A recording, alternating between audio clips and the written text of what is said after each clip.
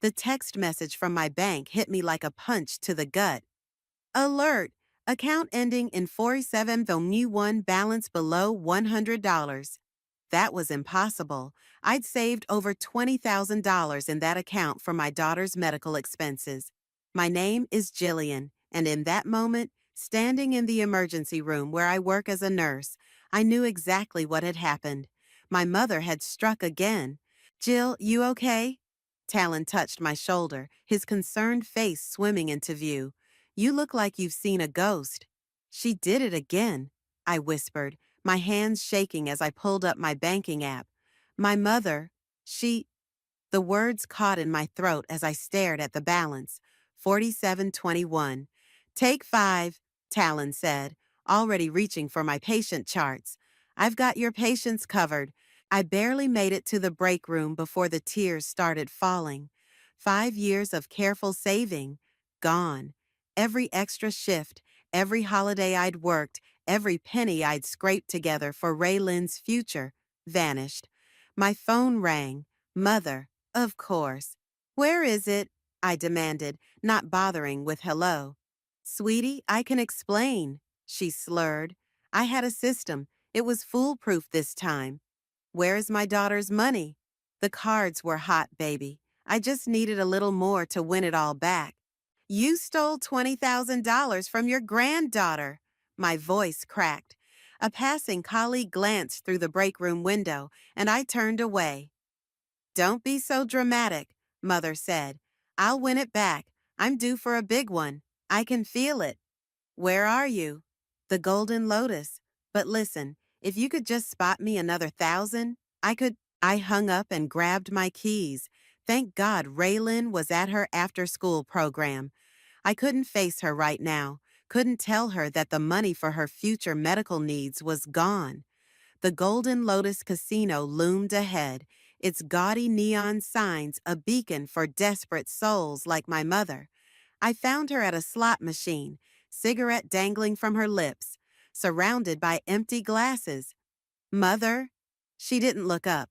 Just one more spin, honey. This one's gonna hit big. I reached over and yanked the power cord from the wall. The machine went dark. Hey, she protested, spinning to face me. Her makeup was smeared, her eyes glassy. I was about to win. You need to come home, now. Don't take that tone with me, young lady. I'm still your mother. Are you? I grabbed her purse, dumping its contents onto the floor. My bank card fell out, along with several cash advance receipts. A mother doesn't steal from her granddaughter's medical fund. Security approached us. Is there a problem here?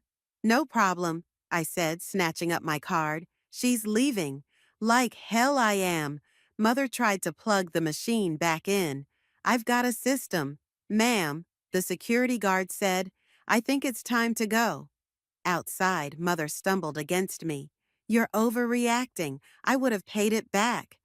Like you paid back the $5,000 last year, or the $3,000 before that. I helped her into my car, fury and despair warring in my chest. This was different. This was Raylin's money. That child is perfectly healthy. She has a congenital heart condition. I slammed my hand against the steering wheel. You know this. You were there when the doctor told us she might need surgery someday. Mother waved dismissively. Insurance will cover it. No, it won't. Not all of it. I started the car, my hands trembling. This is the last time, Mother. I mean it. She snorted. You always say that. Because you're living in my house. Because I trusted you. Because... I stopped, a memory suddenly surfacing. Dad's letter, the one he'd left before he died. Something about the house deed. Whatever you're thinking, stop it, Mother said, reading my expression. I'm your mother. You need me. I pulled into our driveway, where Mrs. Peterson from next door was walking Raylin home from the bus stop. My beautiful 5-year-old broke into a run when she saw me.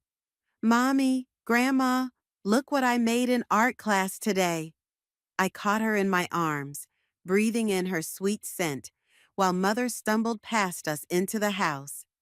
Baby, I whispered, holding Raylan tight, how would you like to have a sleepover at Aunt Freya's house tonight?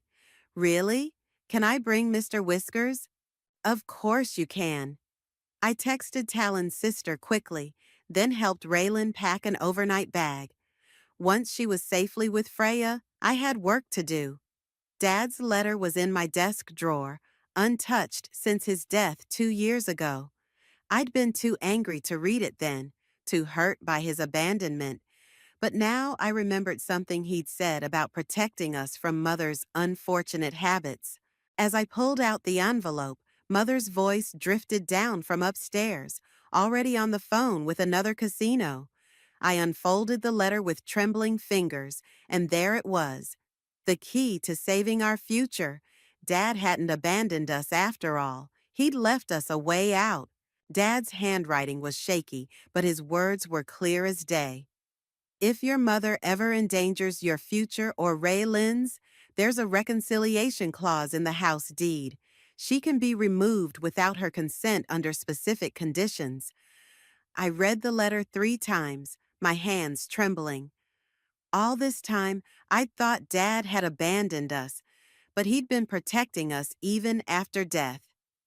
My phone buzzed. Talon, how are you holding up? I found something, I said. Dad left us a way out. A way out of what? Everything. I heard Mother upstairs, still talking to the casino. Can you meet me for coffee? I need someone to tell me I'm not crazy. 20 minutes later, I slid into a booth at the 24-hour diner across from the hospital. Talon pushed a steaming cup toward me. Okay, spill it. I spread Dad's letter on the table. He knew.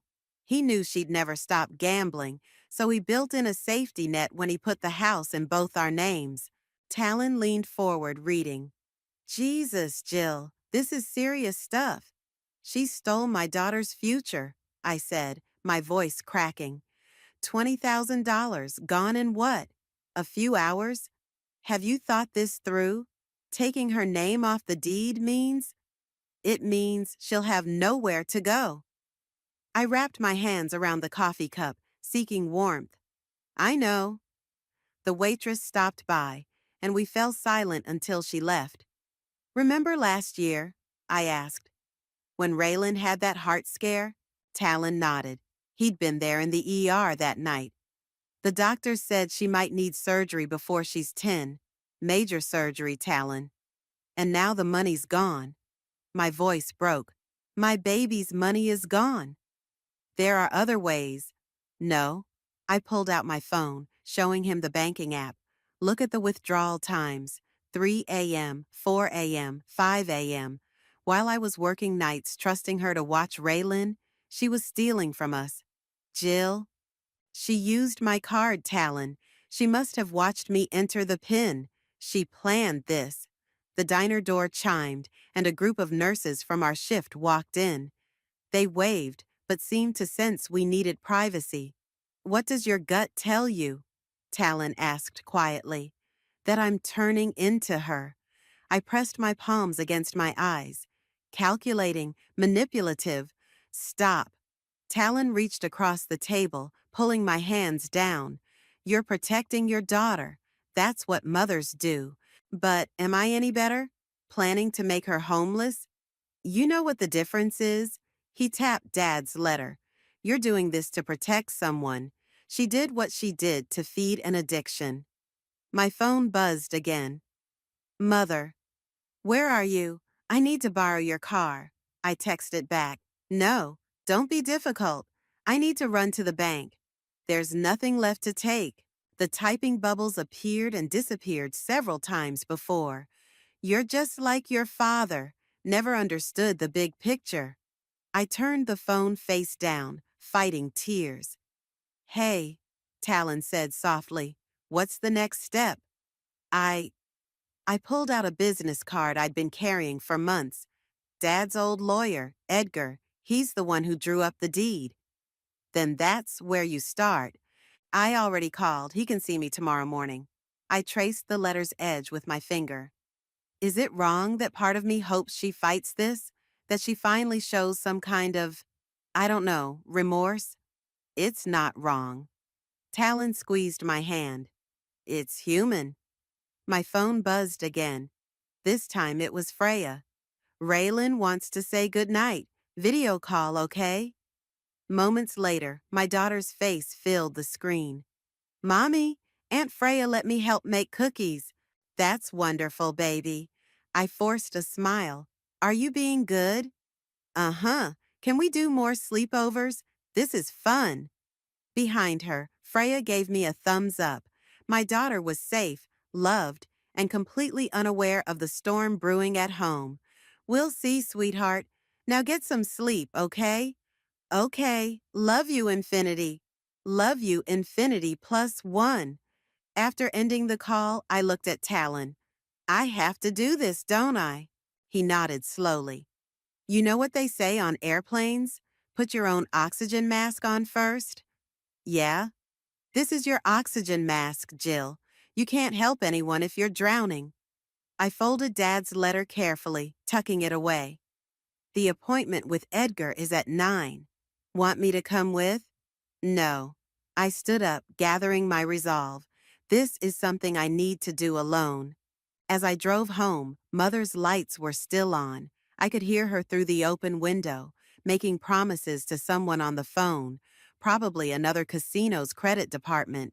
Tomorrow, I'd start the process of removing her name from the deed. Tomorrow, I'd take the first step towards saving my daughter's future. But tonight, I had one more letter to read. The rest of Dad's goodbye, the part I'd been too angry to face before. Edgar's office smelled like old leather and coffee. He hadn't changed since I'd last seen him at Dad's funeral. Same bow tie, same wire-rimmed glasses, same compassionate eyes. Your father was a wise man, he said, studying the letter. He knew this day might come. Can it be done? I asked, perched on the edge of my seat. Can we remove her name? Edgar pulled out a thick folder. Your father built in very specific conditions: financial misconduct, endangerment of a minor's well-being, misuse of shared assets. He looked up. Do you have documentation of the theft? I placed a manila envelope on his desk. Bank statements, withdrawal receipts, cash advance slips. She took everything while I was working nights. He examined each document carefully. And the money was specifically designated for your daughter's medical care? Yes. I have letters from Raylan's cardiologist about her condition and potential future procedures. Good. He made notes on a legal pad.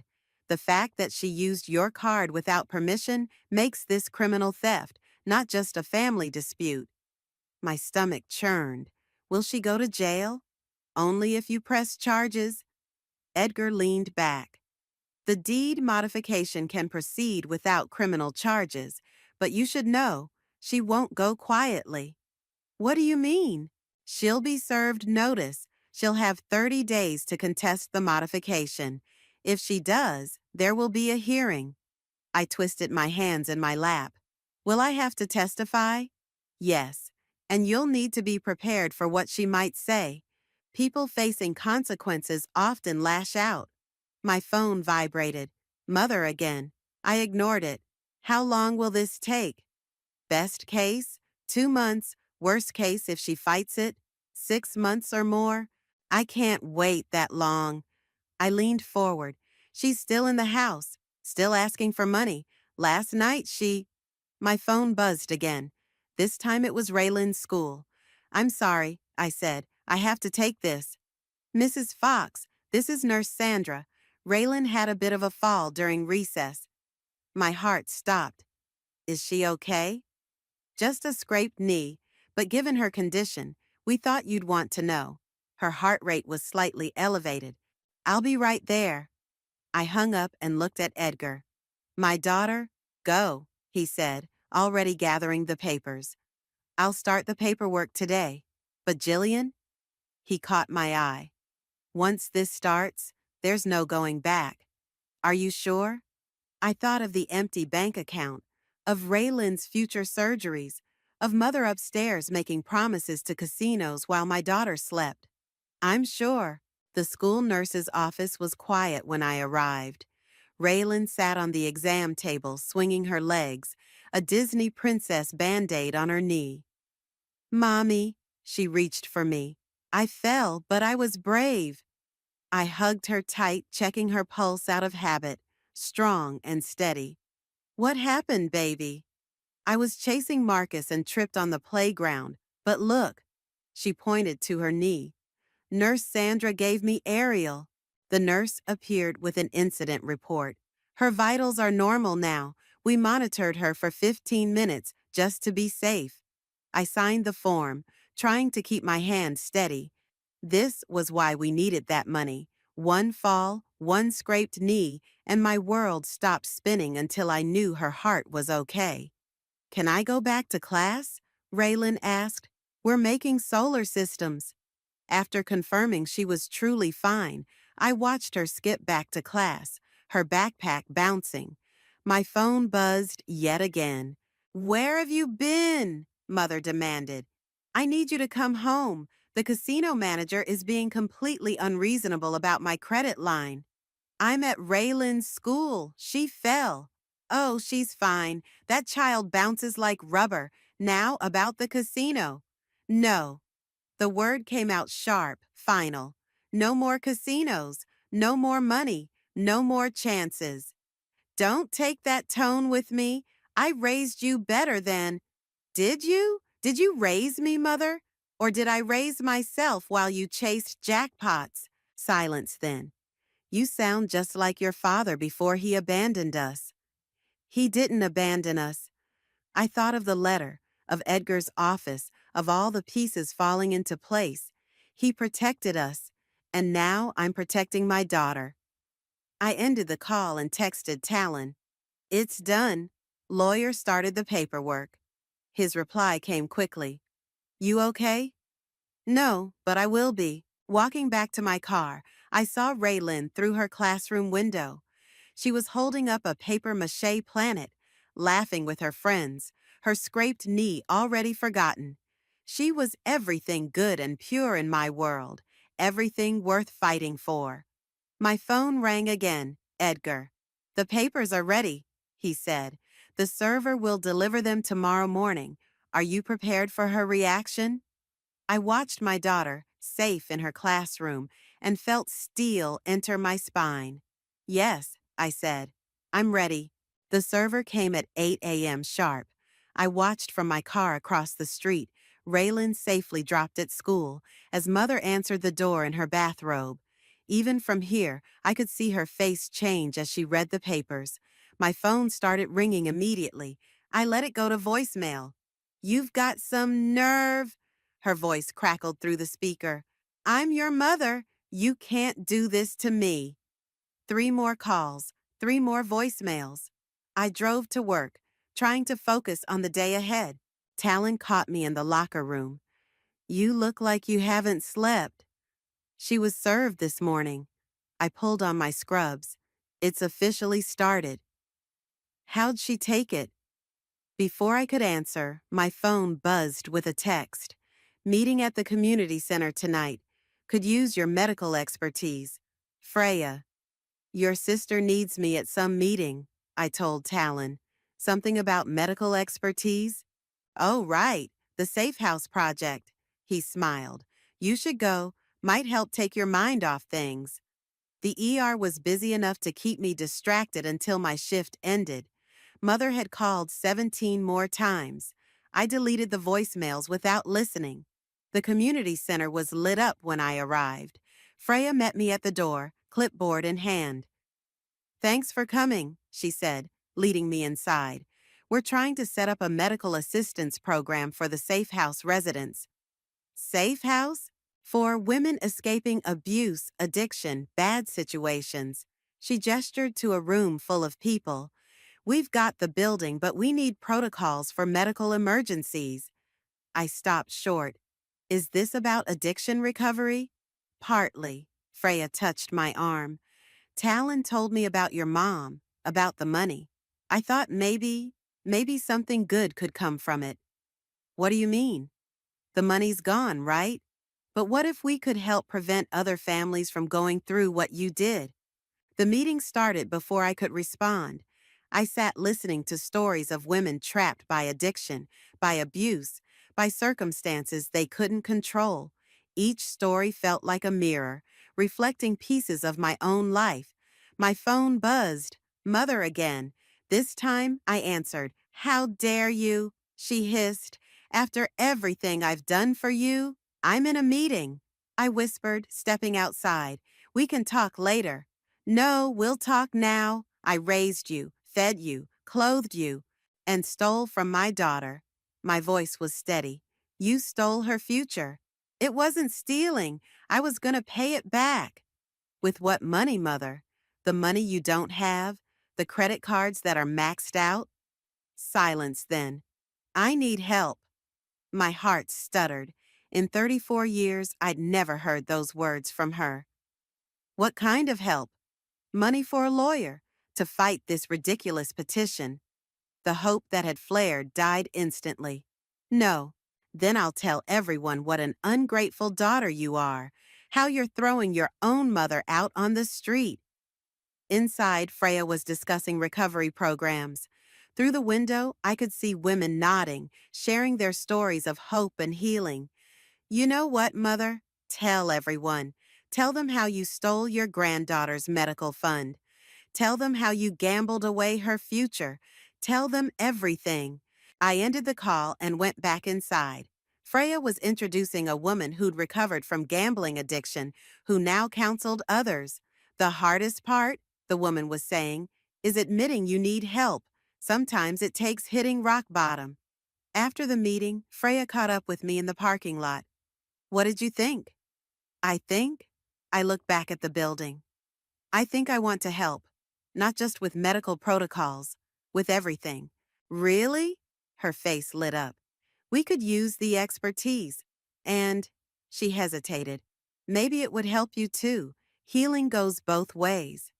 My phone buzzed with a text from Mother. You'll regret this. I'm calling everyone we know. Freya read it over my shoulder. You okay? Actually, yes. I put the phone away. For the first time in years, I feel like I'm doing the right thing. The safe house needs funding, Freya said carefully. If you wanted, when you get the money back. There is no getting it back. I smiled sadly. But maybe we can stop it from happening to someone else's daughter. Driving home, I passed the Golden Lotus Casino.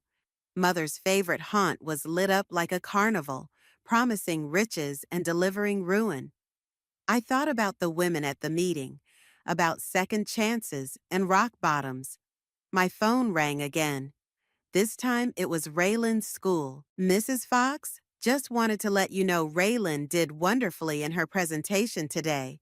She taught the class all about the heart. I pulled over, overwhelmed by sudden tears.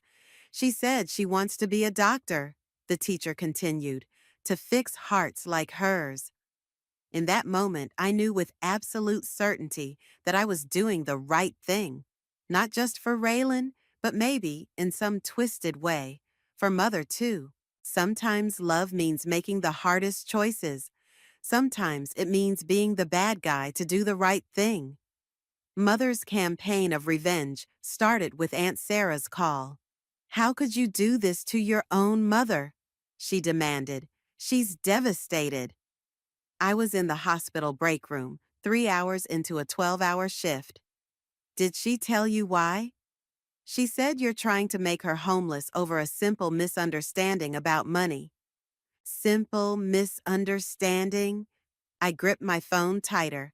Ask her about the $20,000 she stole from Raylan's medical fund. Silence. Then, what? By the time I finished explaining, Aunt Sarah's tone had changed completely. I'll call you back, she said quietly. The next call came from Uncle Pete, then Cousin Mary, then my mother's best friend, Dorothy. Each time, the same pattern: accusation, explanation, shocked silence. Your mother's been busy, Talon said, handing me a coffee. She's calling everyone we know. I showed him my phone. But it's backfiring. People are finally seeing her for who she is. Speaking of seeing things, he nodded toward the ER entrance.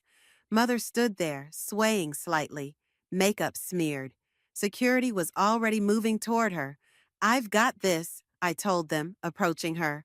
"Mother, you can't be here." "My own daughter," she announced loudly, throwing me out like garbage. Patients and staff turned to stare. I took her arm, leading her toward the exit. "You're drunk. Go home." "Home?" She laughed bitterly. "The home you're stealing from me?" "Lower your voice. This is a hospital." "Where's my granddaughter? I want to see Raylan." "Not happening." I pushed through the doors into the parking lot. "Not while you're like this." She grabbed my arm, her nails digging in. "You think you're better than me? You think you can't end up just like me? I'm nothing like you." "No," she smiled cruelly.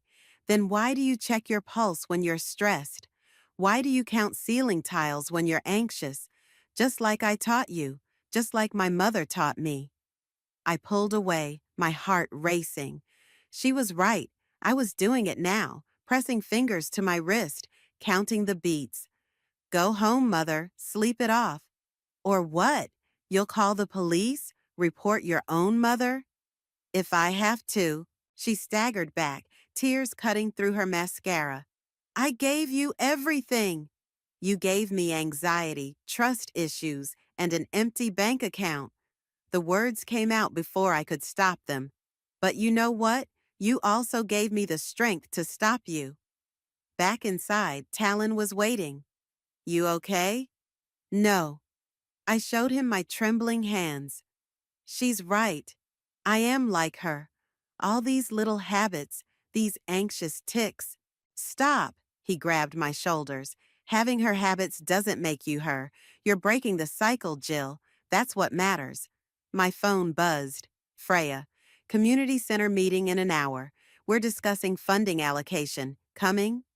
I looked at Talon. "Cover for me?" "Go. Do something good with this mess." The community center was packed. Freya stood at the front, outlining plans for the Safe House's medical clinic. "We need about 20,000 for basic equipment," she was saying as I slipped in. 20,000, the exact amount Mother had stolen. I raised my hand. What if, what if we had that money? Hypothetically? Freya's eyes widened. "Are you saying, if we get it back, through legal means or restitution, it should go here, help other families break the cycle?" The room burst into discussion. A woman in the back stood up. "I lost my house to my husband's gambling," she said. "My kids lost their college funds. A place like this, it could have saved us years of pain." Others shared similar stories. Each one felt like a piece of my own story, reflected back at me. My phone buzzed. "Edgar, your mother's lawyer contacted me. She wants to negotiate." I stepped out to call him back. "What kind of negotiation?" "She's offering to repay the money in exchange for staying on the deed." "Where would she get the money?" "She claims she can borrow it from family." I thought of all those phone calls today, all those relatives finally seeing the truth. "No," I said. "No more enabling, no more chances." "Are you sure? It would be faster than court." "I'm sure." I watched through the window as Freya drew up plans for the clinic. "The money's not the point anymore. This has to end."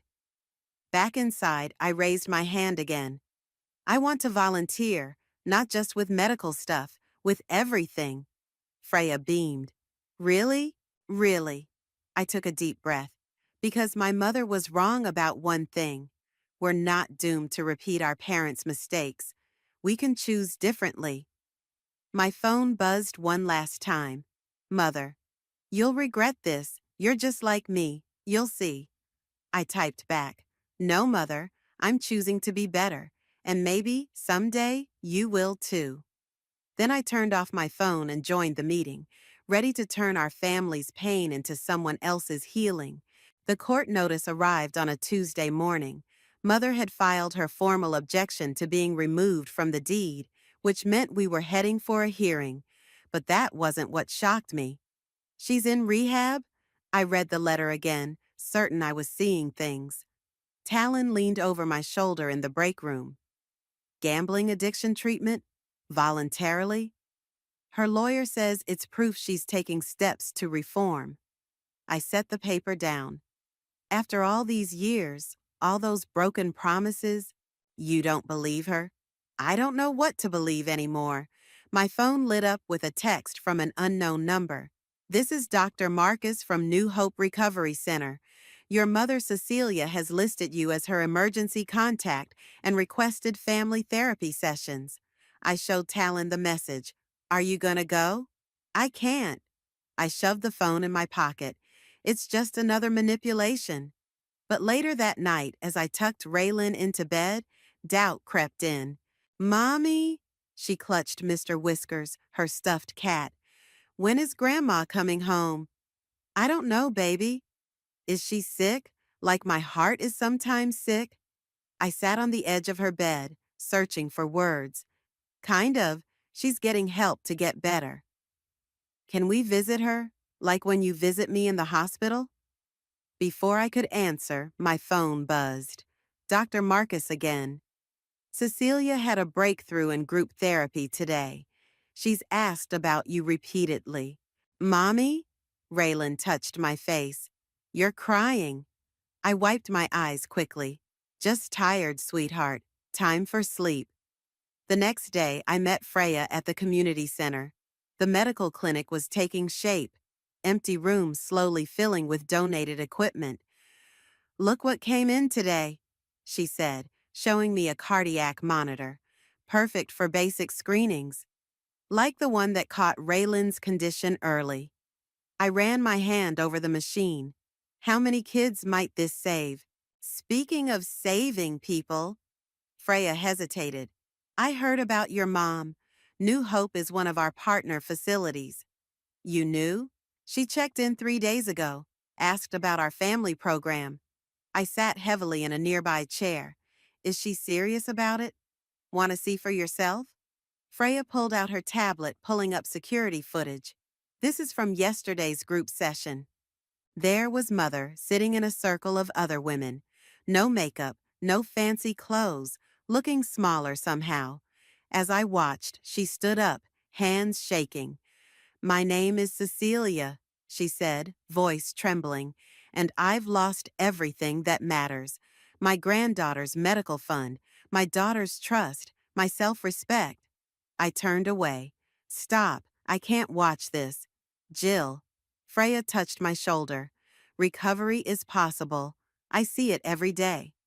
And how many times do they relapse? Some do, but some make it. The difference is usually family support. My phone buzzed. Edgar. The hearing is set for next month. Your mother's lawyer requested a delay for treatment completion. Your call. Freya read the message over my shoulder. What are you going to do? I don't know. I looked around the clinic room. All of this came from pain like mine, from families broken by addiction. And healing, Freya added. Don't forget that part. That evening, I sat with Raylan's photo album. There was Mother holding her as a newborn, beaming with pride. Mother at her 4th birthday, before the gambling got bad. Mother teaching her to make cookies last Christmas, between casino trips. My phone buzzed again. A video message from New Hope. Mother's face filled the screen, bare of makeup, eyes red. Jillian, I don't expect forgiveness. I don't deserve it, but I'm learning things here about why I hurt the people I love. I understand if you never want to see me again, but please know I'm trying, really trying this time. The video ended. I played it again, searching for signs of manipulation, of deceit. Instead, I saw something I'd never seen before, genuine shame. I called Edgar. If I agree to the delay, I said, what happens? She completes the program, demonstrates changed behavior, agrees to conditions for staying on the deed, regular testing, financial monitoring, counseling. And if she relapses, the removal proceeds automatically. No further hearings needed. I thought of Raylan asking about visiting her grandmother, of the cardiac monitor at the clinic, of Mother's tearful video.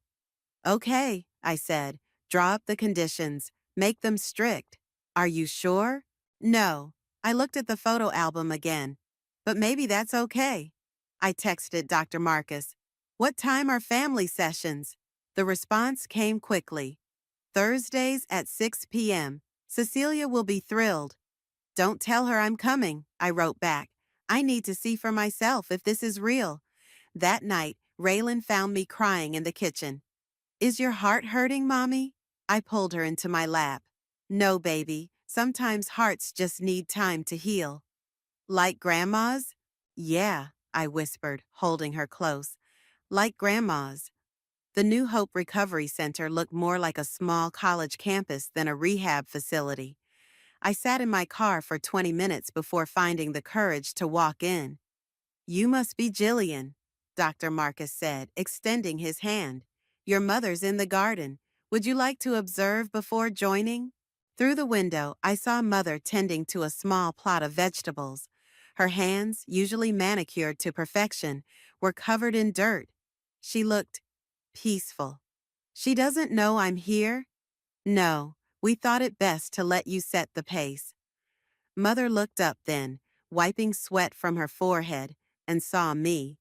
The trowel fell from her hands. Jillian? I stepped into the garden. Up close, I could see the changes more clearly. No makeup, gray showing in her roots, worry lines around her eyes. The tomatoes need water, I said, not knowing what else to say. Yes. She reached for the watering can with trembling hands. Would you like to help? We worked in silence, watering the plants, pulling weeds. Finally, she spoke. I didn't think you'd come. Neither did I. I've been... She stopped, took a deep breath. No excuses, no justifications. That's what we learn here. Just truth. And what's the truth, Mother? That I destroyed everything good in my life, that I hurt my granddaughter, that I betrayed my only daughter's trust. Her voice cracked, that I'm terrified of becoming my own mother, but ended up worse than she ever was. I hadn't known that about my grandmother. What do you mean? She was a gambler too, lost everything when I was 12. I swore I'd never... She wiped her eyes. History repeats unless we break the cycle. Dr. Marcus appeared with chairs. Shall we move this to family therapy? In his office, Mother showed me her workbooks, her daily journals, her recovery plan. 6 months clean, she said softly. Longest I've ever gone. The hearing is next week, I reminded her. I know. She met my eyes. Whatever you decide, I'll accept it. Part of recovery is accepting consequences. Dr. Marcus leaned forward. Cecilia, would you like to share what you wrote in your amends letter? Mother pulled out a worn piece of paper. Dear Jillian and Raylan, stop. I stood up. I need to show you something first. I led her to my car and drove to the community center. Freya was there, supervising the installation of new medical equipment. This is where Raylan's money went, I said, watching Mother's face. Not to the casinos. Here. Mother walked slowly through the clinic room, touching the cardiac monitor, the examination table, the pediatric equipment. A safe house, Freya explained, for families affected by addiction. The medical clinic will help kids like Raylan. Like Raylan? Mother's voice was barely a whisper. Children with heart conditions? Among others. I showed her the intake forms. We're already booked for the first month of screenings. Mother sank into a chair, hands covering her face. When I stole the money, I thought I could win it back, make it more, give Raylan everything. She doesn't need everything, I said. She needs stability, safety, love. Like I never gave you. But you can start now. I pulled out Edgar's papers. These are the conditions: regular testing, financial oversight, continued therapy. Meet them, and you can stay on the deed. She read through them slowly. And if I relapse? Automatic removal. No appeals. You're giving me another chance? No. I took the papers back. You're earning one. There's a difference. Freya appeared with forms of her own. We also need volunteers, people who understand addiction from both sides. Mother looked at me, then at the forms. You'd trust me here? Not yet, I said honestly, but maybe someday. Back at New Hope, Mother returned to her garden. Will you bring Raylan when you think I'm ready? One step at a time. I watched her gather her tools. Read your amends letter at the hearing next week. Mean every word. I will. She hesitated. Jillian, thank you. Not for the chance. I haven't earned that yet, but for showing me what real love looks like. What you did with the money, it's beautiful. That night, I showed Raylan pictures of the clinic. This is where your special heart money went, I explained, to help other kids like you. And Grandma's helping too. She's trying to get better first, then maybe. Like when my heart gets better, I hugged her close. Yeah, baby, hearts can heal. It just takes time. My phone buzzed. A message from Mother. Day 185, still clean, still trying, still grateful. For the first time in years, I wrote back, proud of you. Keep going. It wasn't forgiveness, not yet, but it was a start. Sometimes that's all healing needs, just a start. The hearing room felt smaller than I expected. Mother sat beside her lawyer, hands folded neatly, wearing a simple blue dress instead of her usual flashy outfits. Edgar gave my shoulder a reassuring squeeze. The court will now hear the petition regarding property deed modification. The judge announced, I understand there's been an agreement reached? Edgar stood. Yes, Your Honor. We've prepared conditions for Mrs. Cecilia to remain on the deed, contingent on continued recovery and financial oversight. And the stolen funds? Mother's lawyer spoke up. My client has agreed to repayment through garnished disability payments and supervised work at the community center medical clinic. The judge turned to Mother. I understand you've prepared a statement? Mother stood, unfolding her amends letter with trembling hands. Your Honor, 6 months ago, I thought rock bottom was losing my home. I was wrong. Rock bottom was seeing my daughter turn my greatest shame into something beautiful. She turned to face me. I stole from my granddaughter's medical fund, money saved for her heart condition. But Jillian, she took that pain and built a clinic to help other children. While I was gambling away our future, she was saving others. The judge leaned forward. And your recovery progress? 6 months sober from gambling. Daily therapy. Working the program. Mother pulled out her sobriety chips. I can't undo what I did, but I can spend the rest of my life trying to be worthy of my daughter's example. The judge reviewed the conditions. These terms are strict.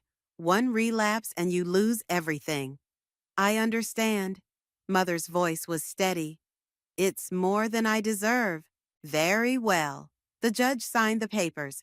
Petition approved with conditions. Court adjourned. Outside, Mother turned to me. Thank you for coming today. I didn't do it for you, I said. I did it for Raylan and for me. I know, she hesitated. The clinic? When can I start? Freya needs help with intake paperwork, nothing financial. I added quickly. Just filing, scheduling. I'd like that. My phone buzzed. A text from Talon. First patient at the clinic. Get over here. At the community center, a young mother waited with her son. Freya was explaining the cardiac screening process. Just like we did with Raylan, I told the nervous boy. Want to see your heart on the screen? Mother stood in the doorway, watching. When the boy's heartbeat filled the room, her eyes welled up. That sound, she whispered, like Raylan's first ultrasound. Come help, I said impulsively. You can hand me the equipment. We worked together, showing the boy and his mother the heart chambers, explaining the tests. When we found a minor murmur, Mother's organizational skills kicked in, efficiently scheduling follow-ups and specialist referrals.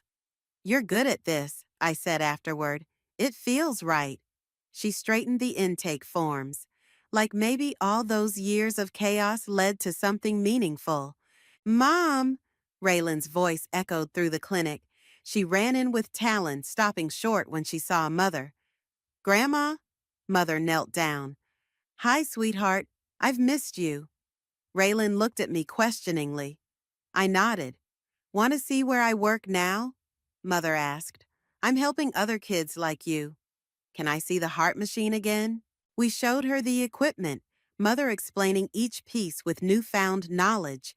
When Raylan's own heartbeat filled the room, strong and steady, Mother squeezed my hand. Thank you, she whispered, for not giving up on either of us. Later that night, after Raylan was asleep, I found a letter in my bag. Dear Jillian, today wasn't an ending. It was a beginning. Every day, I'll work to earn back what I destroyed. Not just money or trust, but our family's heart. When you turned my shame into healing for others, you taught me what real strength looks like. I'm learning from you now, daughter, and I'm so proud of the mother you've become. All my love and all my gratitude, Mom, I texted her, one day at a time. Her reply came quickly. That's all I ask. See you at the clinic tomorrow? Yes, I wrote back. We have 6 new patients. I'll bring coffee. And Jillian, thank you for showing me how to break the cycle.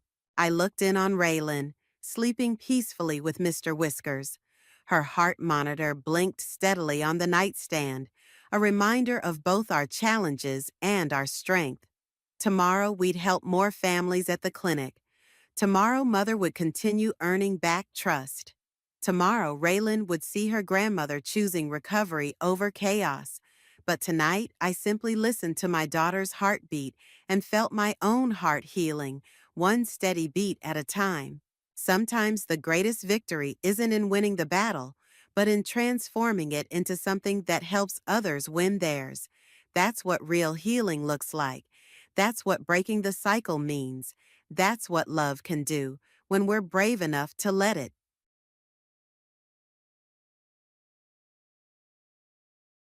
On a snowy morning in Cleveland, Ohio, Melissa Collins gazed out the kitchen window and let out a deep sigh. She had been feeling down these past few days as Christmas approached. Mom, look. I finished all the Christmas cards. Melissa turned around to the cheerful voice and saw her daughter Amy proudly holding up handmade cards. 10-year-old Amy was Melissa's only comfort and hope in life. They're lovely, Amy. Grandma and Grandpa will be delighted, Melissa said, but anxiety swirled inside her. 5 years after her divorce, her relationship with her ex-husband Thomas had dwindled to nothing more than exchanges about child support. Her salary as an accountant at a local accounting firm was modest, leaving little after paying rent and living expenses each month. Amy, did you eat breakfast? Don't be late today, it's the last day of school. I already ate. We're having a Christmas party today. I'm so excited. Looking at Amy's innocent smile, Melissa felt mixed emotions. During the Christmas break, the whole family would gather at her parents' house. Her sister Vanessa and her family would be there too. Vanessa had married a wealthy lawyer and lived in a luxurious mansion in Cleveland's upscale suburbs. Her 12-year-old son Jason was always dressed in the latest designer brands. While Melissa was forced to buy clothes from second-hand stores, Jason's clothes always bore the names of famous designers. Mom, do you think I'll get to play with Jason at Grandma's house? He seemed busy last time. Melissa forced a smile. Yes, I'm sure you will. Jason would be happy to get one of your handmade cards too. In reality, Jason rarely played with Amy. At the last family gathering, Jason had been engrossed in his latest gaming device and hadn't even glanced at Amy. And it wasn't just a problem between the children. Melissa's parents, Martha and Frank, clearly favored Vanessa's family. Vanessa is smart and Vanessa is beautiful were phrases Melissa had heard since childhood. Years of being treated as second best, as the inferior one, had left indelible scars on Melissa's heart. And now, Melissa was witnessing Amy receiving the same treatment. Gifts from her grandparents were always more modest and inexpensive compared to Jason's, as if to say, you live simply, so you don't need luxurious things.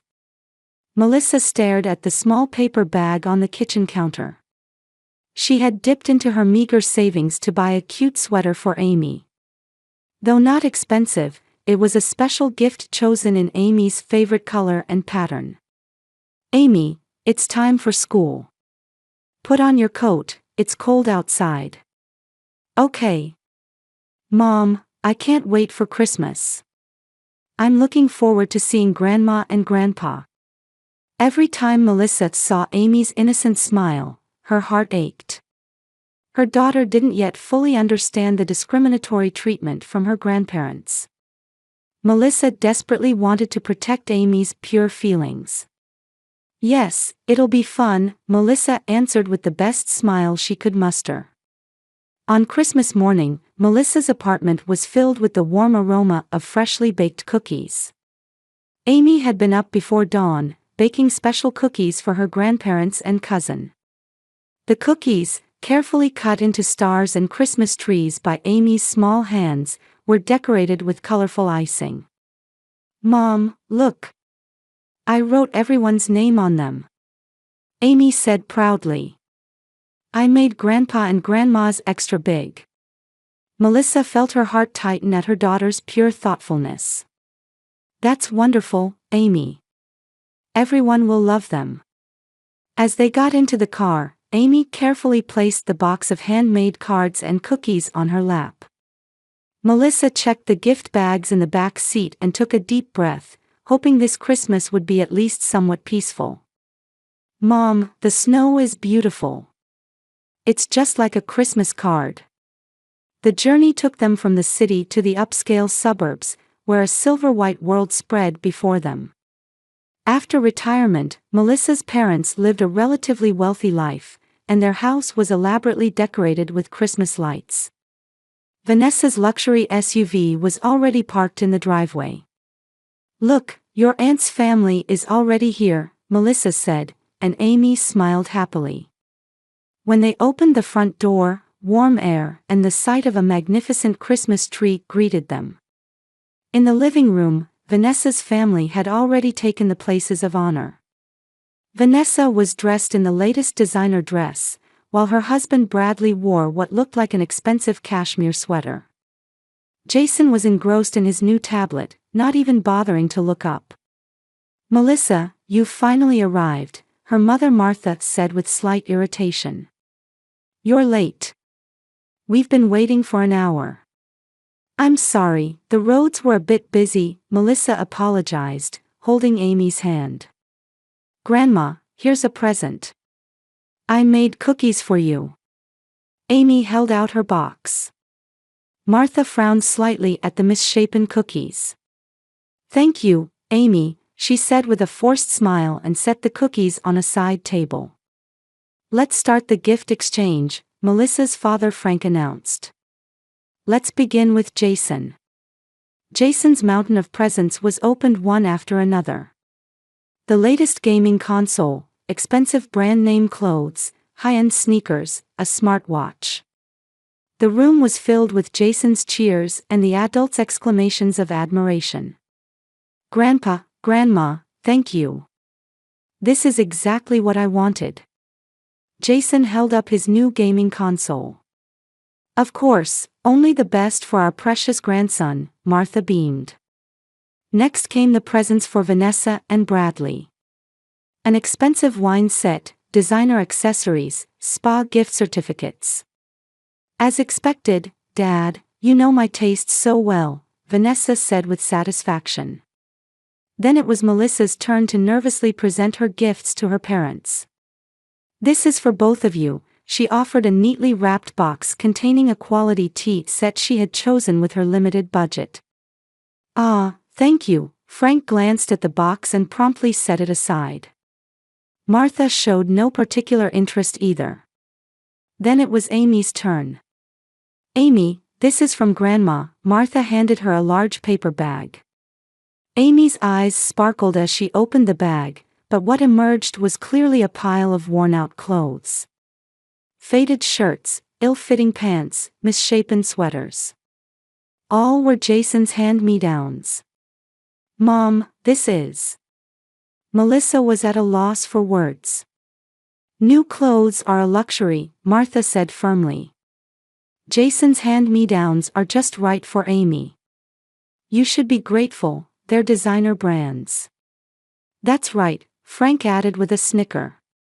With your standard of living, you couldn't afford these. These suit you better. The room's atmosphere instantly chilled. Amy's expression clouded, and her small shoulders drooped.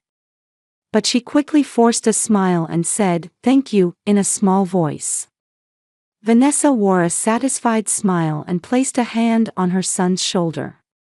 See, Jason.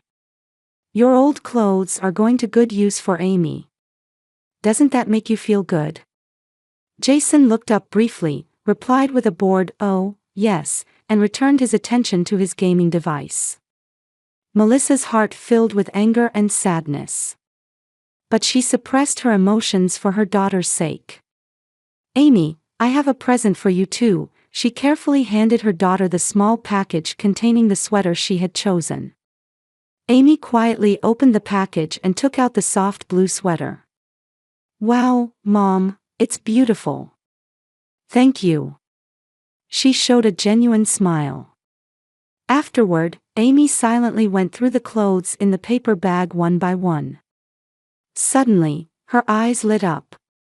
Mom, look. This scarf and jacket are really cute. Melissa was surprised. Among the pile of clothes were indeed a few designer pieces that, though slightly worn, were of good quality. This design. I have an idea, Amy murmured. During the meal, Amy was strangely quiet. She barely ate, continuing to sketch something in a small notebook. Melissa looked at her daughter with concern several times, but Amy smiled and whispered, "I'm fine." On the way home, snow had begun to fall quietly. The car was wrapped in silence until Amy suddenly spoke. Mom, I want to remake these clothes. I think I can turn them into new designs. Melissa looked at her daughter in surprise. Remake them? Yes, Amy answered with determination. Grandma said new clothes are a luxury, right? But making old clothes new isn't a luxury. I've always been interested in fashion. Melissa was speechless. Seeing the light of determination in her daughter's eyes, she felt that something was about to change. The day after Christmas break, Melissa was sipping coffee in the kitchen, ruminating on yesterday's events. Amid her mixed feelings of hurt and indignation, she noticed small sounds coming from her daughter's room. When she gently opened Amy's door, an astonishing sight greeted her. The floor was covered with Jason's hand-me-downs from the day before. Amy sat at a small desk, cutting something with a serious expression. On the desk was a small sewing machine Melissa had found at a garage sale years ago. Amy, what are you doing? Mom, look. Amy turned around excitedly. I'm taking the pockets and buttons off this jacket and combining them with this shirt. It makes a completely different outfit. Melissa peered at her daughter's work and was amazed. Indeed, the pockets from what was once a shabby designer jacket were being cleverly placed on another shirt, creating an entirely new design.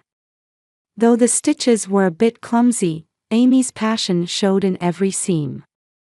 Amy, did you really come up with this yourself? Yes. Amy showed her notebook filled with sketches drawn by her young hand.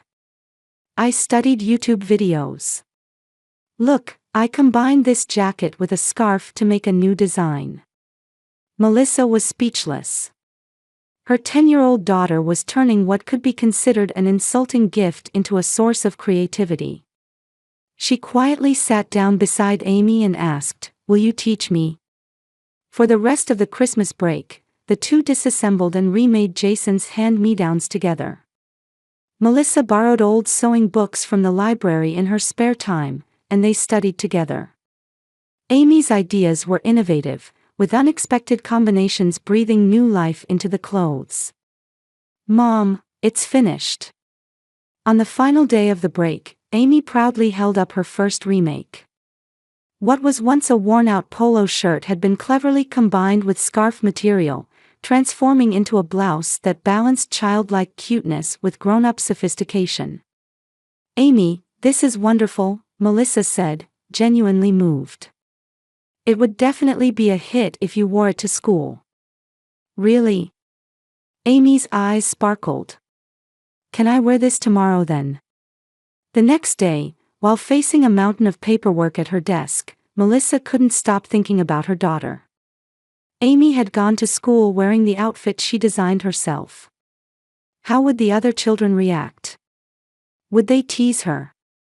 In the afternoon, when Melissa checked her smartphone, the PTA group chat was buzzing. Everyone was talking about Amy's clothes. "That blouse was lovely. Where did you buy it? It looks like it's from a boutique. My daughter says she wants one too." Melissa's heart swelled with surprise and joy. When she got home, Amy greeted her with a radiant smile.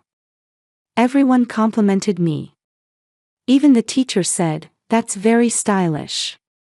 That night, Melissa made a decision. She picked up her smartphone and posted photos of Amy's designed clothes on social media. The next morning, Melissa was amazed at the response. The post had received many likes, and the comments section was filled with words of praise. During her lunch break at the accounting firm, Melissa quickly opened her laptop and began researching upcycling.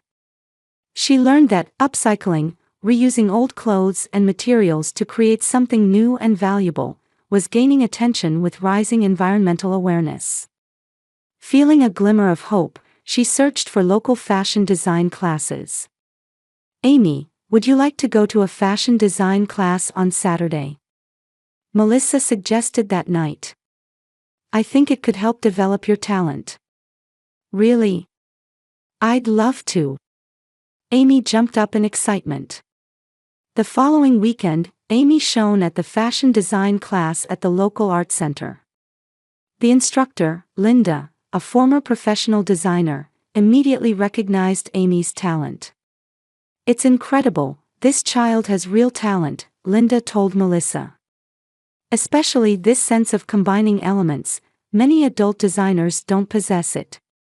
Meanwhile, Melissa began seriously considering turning her daughter's designs into a business, using her accounting knowledge.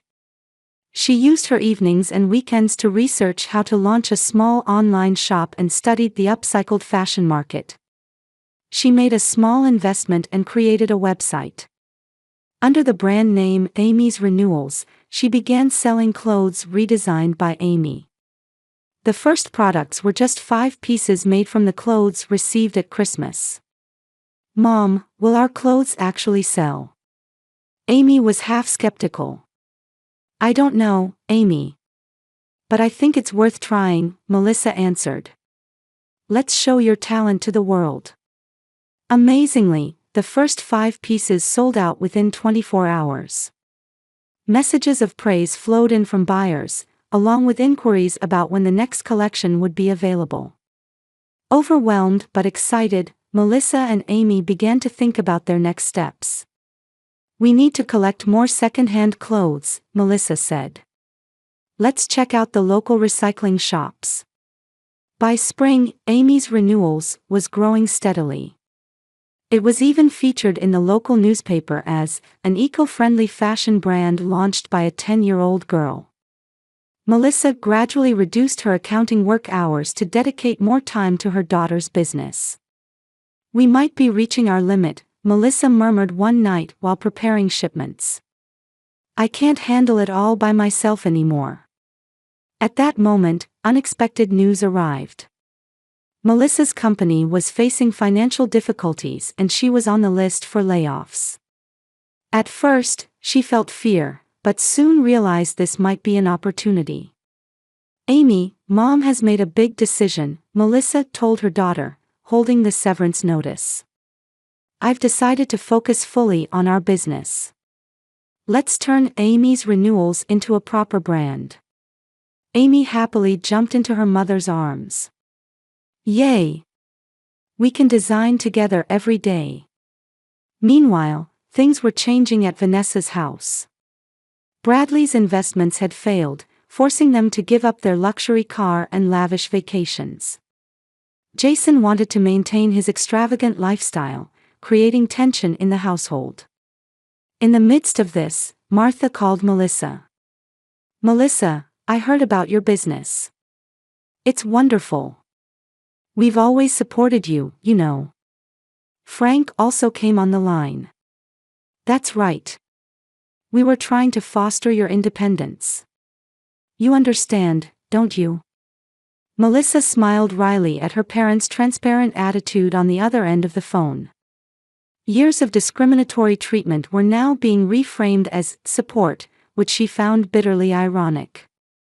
"Dad, Mom, Amy, and I are doing fine now. We don't need your support," she said firmly and hung up.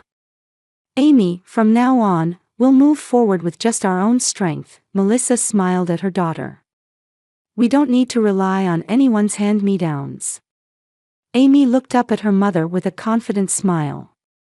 "Mom, our clothes aren't someone's discards. They're treasures." Hearing those words, Melissa thought of a new tagline, "From hand-me-downs to treasures," that was the essence of their brand. Amy's Renewals steadily gained national attention as a pioneer in sustainable fashion. Offers from major retailers began coming in, and Melissa and Amy's lives changed dramatically from that Christmas humiliation in ways they could never have imagined. 3 years after the success of Amy's Renewals, in December, Melissa was looking out the window of her new suburban home at the accumulating snow. Reflecting on their journey so far filled her with emotion. The business that began with one girl's creativity and one mother's determination had grown into a nationally recognized sustainable fashion brand. They had established a business model of collecting second-hand clothes and, together with a design team, transforming them into unique, one-of-a-kind pieces. Melissa's new house was incomparably larger, brighter, and warmer than her previous apartment. "Mom, what do you think of this?" Turning around, she saw Amy holding up a sketchbook. Amy was now popular at school and had become something of a fashion icon among her classmates. The media called her a young revolutionary in sustainable fashion, praising her pure vision and creativity. "It's wonderful, Amy," Melissa looked over her daughter's design. "Perfect for the spring collection." After a quiet moment, Melissa voiced something she had been thinking about for a long time. "Amy, I'm thinking of hosting a holiday party this year. I want to invite the whole family." Amy looked up with a surprised expression. "Grandpa and Grandma too? And Aunt Vanessa's family?" "Yes. Everyone," Melissa said with determination. "Let's celebrate Christmas together in our new home." Melissa sent out invitations. They were on special Amy's Renewals paper, hand-decorated by Amy. The responses came quickly. Everyone would attend. On Christmas Eve, the new house was decorated magnificently. Melissa had hired a party planner to create an eco-friendly theme. Ornaments made from recycled materials, food prepared with organic ingredients, and table settings adorned with Amy's Renewals brand colors of green and gold. I'm a little scared about them coming, Melissa confided to Amy while looking in the mirror before the party started. It'll be okay, Amy smiled with confidence. We're strong now. The doorbell rang, and the first guests arrived. Martha and Frank stood at the door, clearly nervous. They both looked older than they had 3 years ago. Melissa, thank you for inviting us, Martha said in a small voice. She was holding a small gift bag. Please come in, Melissa welcomed them calmly. Next, Vanessa's family arrived. Their change was obvious. Vanessa was dressed more modestly, without her usual high-end brands. Beside her was not her husband Bradley, but an unfamiliar man. Melissa, this is Mike, my new partner, Vanessa introduced him awkwardly. Jason, with typical teenage surliness, stood behind his mother. He exchanged only obligatory greetings without looking up from his smartphone. The party started, but a subtle tension hung in the air. Melissa's parents sat at the edge of the room, looking uncomfortable despite being impressed by the lavish decorations. Vanessa was conversing quietly with Mike, occasionally glancing at Melissa. During the meal, Melissa lightly tapped her glass to begin a speech. Everyone, thank you for coming. Today is a special day. Amy's Renewals is celebrating its 3rd anniversary as a national brand. As the atmosphere grew even more tense, Melissa continued. Actually, this business started from the Christmas 3 years ago. The hand-me-downs Amy received changed our lives. Melissa signaled to Amy. Amy stood up and walked toward a draped display case in the center of the party room. As she slowly pulled away the cloth, it revealed Jason's hand-me-downs from 3 years ago displayed alongside the first pieces that had been remade from them. Vanessa blushed, Frank cleared his throat. Martha covered her mouth with her hand, and Jason, for the first time, looked up from his smartphone and stared at the display case. These clothes were the beginning of our story, Amy spoke with a confident voice. What's trash to one person can be treasure to another. In the silent room, Melissa brought out large present boxes and began distributing them to each family member. These are our Christmas presents to you. A special collection designed by Amy. Her parents and Vanessa's family silently opened their presents. Inside were high-quality upcycled clothes specially designed for each of them. Each piece reflected the personality of its recipient. We don't need hand-me-downs, Melissa said quietly, but powerfully. From now on, I want you all to know the joy of receiving something new. Amy added, Grandma said new clothes are a luxury, right? But today is special, so it's okay to indulge. Tears welled in Martha's eyes, and Frank looked down in embarrassment. Vanessa stood frozen with an expression that mixed shock and regret. Only Jason was genuinely interested in examining the custom-designed jacket he held. Amy, this is really nice, Jason offered a rare sincere opinion. Thank you, Amy smiled. I designed it especially for you. As the night wore on, Vanessa approached Melissa. Melissa, She struggled to find words. I'm proud of you. But more than that. I'm sorry. For everything I've done to you and Amy over the years. Melissa looked into her sister's eyes. There was an honest emotion there that she hadn't seen in years. Vanessa, we all make mistakes. What matters is what we learn from them. Toward the end of the party, Martha took Melissa's hand. I'm proud of you, Melissa. And I want to apologize for our attitude. Frank nodded. You were always special. We just failed to see it. Melissa looked at her parents. Complete forgiveness hadn't yet come, but tonight was a night of new beginnings. We can't change the past. But the future is different. For Amy, for you, for all of us, there's a second chance. As snow quietly accumulated outside, the party guests departed. Amy stood by the window, gazing at the white landscape outside. "Hey Mom, it's strange, isn't it? 3 years ago, I was sad about receiving hand-me-downs. But now, without that, we might not be here today." Melissa put her arm around her daughter's shoulders. "That's how life is, Amy. Sometimes the most painful experiences can become the most valuable gifts." The two gazed at the snowy scene, contemplating the new chapter ahead of them. Christmas morning, light reflected off the snow and streamed into the living room of Melissa's house. A year had passed since that holiday party, and Melissa and Amy's lives had become even more fulfilling.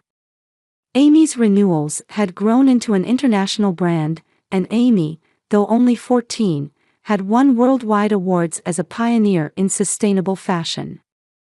Melissa had established a nonprofit organization and begun teaching design and business skills to underprivileged children. "Everyone's coming soon, right?" Amy asked as she arranged the presents piled under the Christmas tree.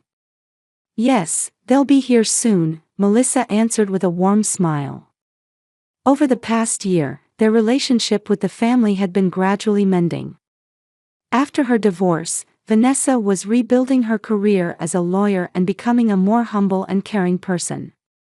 She and Melissa now talked on the phone once a week. "Melissa, I was wrong for years," Vanessa confessed during last week's call. "I sincerely apologize for what I did to you and Amy." Her parents, Martha and Frank, had changed too. They regularly visited Amy and helped with workshops in her design studio.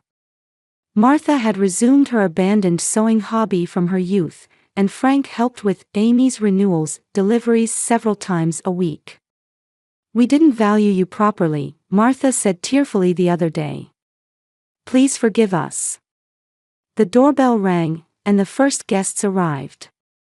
When Melissa opened the door, Vanessa and Jason were standing there. Jason had started an internship at Amy's Renewals last month and was beginning to take an interest in sustainable fashion. He enjoyed talking about design collaborations with Amy. Her parents arrived next, and the living room filled with warm family atmosphere. "Now that everyone's here," Melissa raised her glass. "Let's toast to new beginnings and growing together." As everyone clinked glasses, Amy added, "and to cherishing each other, and recognizing the value that everyone has." Melissa looked around at her family. She had chosen to let go of past pain completely and build new relationships. "We can't change the past. But the future is different. For Amy, for you, for all of us, there's a second chance." As the Christmas meal progressed, laughter and conversation filled the room. In an atmosphere where everyone was equally loved and respected, a true family Christmas had been realized. While helping with the cleanup, Amy approached her mother. "Hey Mom, I'm grateful for those hand-me-downs. Without them, we might not be here today." Melissa embraced her daughter and replied, "Yes. Sometimes life's greatest gifts arrive in the most unexpected packaging." Outside the window, fresh snow had begun to fall quietly. It was like a blank page full of new hope, covering the wounds of the past.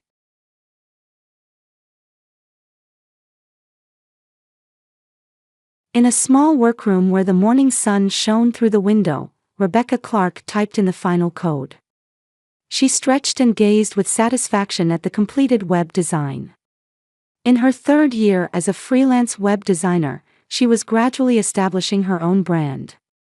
Glancing at the clock, she realized it was almost time for her son Oliver to return from school. "Mom, I'm home." 12-year-old Oliver bounded energetically through the front door. He had grown taller, recently reaching his mother's shoulders. His light brown hair was slightly tousled from the wind, and his intelligent eyes were always filled with curiosity. "Welcome home, Oliver. How was school today?" Rebecca embraced her son. Really great. I gave a presentation in science class. The teacher praised my wind power generator model. Rebecca gently stroked her son's head. Oliver's passion for engineering and design grew stronger each day. She was genuinely proud of her son's talents. That's wonderful. I'd love to see it. She headed to the kitchen and began preparing a simple snack. After the divorce 3 years ago, their life had become simpler, but the bond between them had only grown deeper. Her relationship with her ex-husband Michael was complicated, but they treated each other with respect for Oliver's sake. While eating their snack, Oliver suddenly asked, "Mom, did Grandma call?" Rebecca hesitated for a moment. Her relationship with her mother, Patricia Clark, wasn't easy. After her husband's death, her mother, a former high school teacher, had become enamored with her sister Ashley's luxurious lifestyle and showed obvious favoritism toward her. Yes, I spoke with her earlier. About next month's family trip. Oliver's eyes lit up. We're going, right? I'm looking forward to seeing Emma and Ryan. Rebecca smiled, though she had mixed feelings inside. Her niece and nephew, the 10-year-old twins Emma and Ryan, were spoiled, but Oliver still enjoyed spending time with his cousins. The phone rang, and Rebecca sighed. The caller ID showed Ashley Griffin. Rebecca, finally got in touch with you. I've made reservations for the family trip. This year will be special. Ashley's voice was always a bit high-pitched and full of confidence. Rebecca sat down in a chair and said, I see, Mother mentioned it briefly. Where are we going? The Ocean View Paradise Resort. I received a special invitation from a VIP client at my salon. It's the kind of place regular customers couldn't even make a reservation for. Ashley's voice was boastful. Rebecca listened quietly.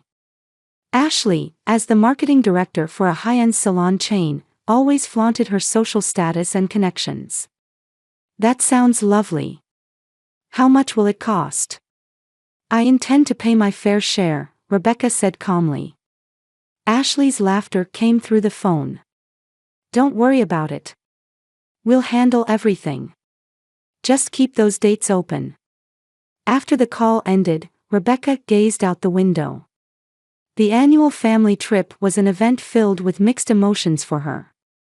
Ashley's family lived luxuriously and were always the center of attention in the family. Her mother Patricia excessively praised and supported them.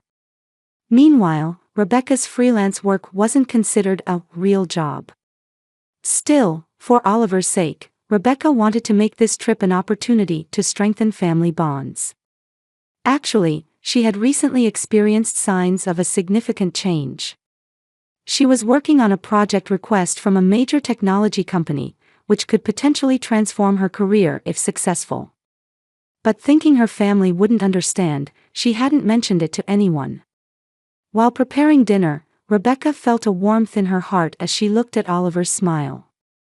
Hope for a brighter future ignited in her heart. Hey, Oliver.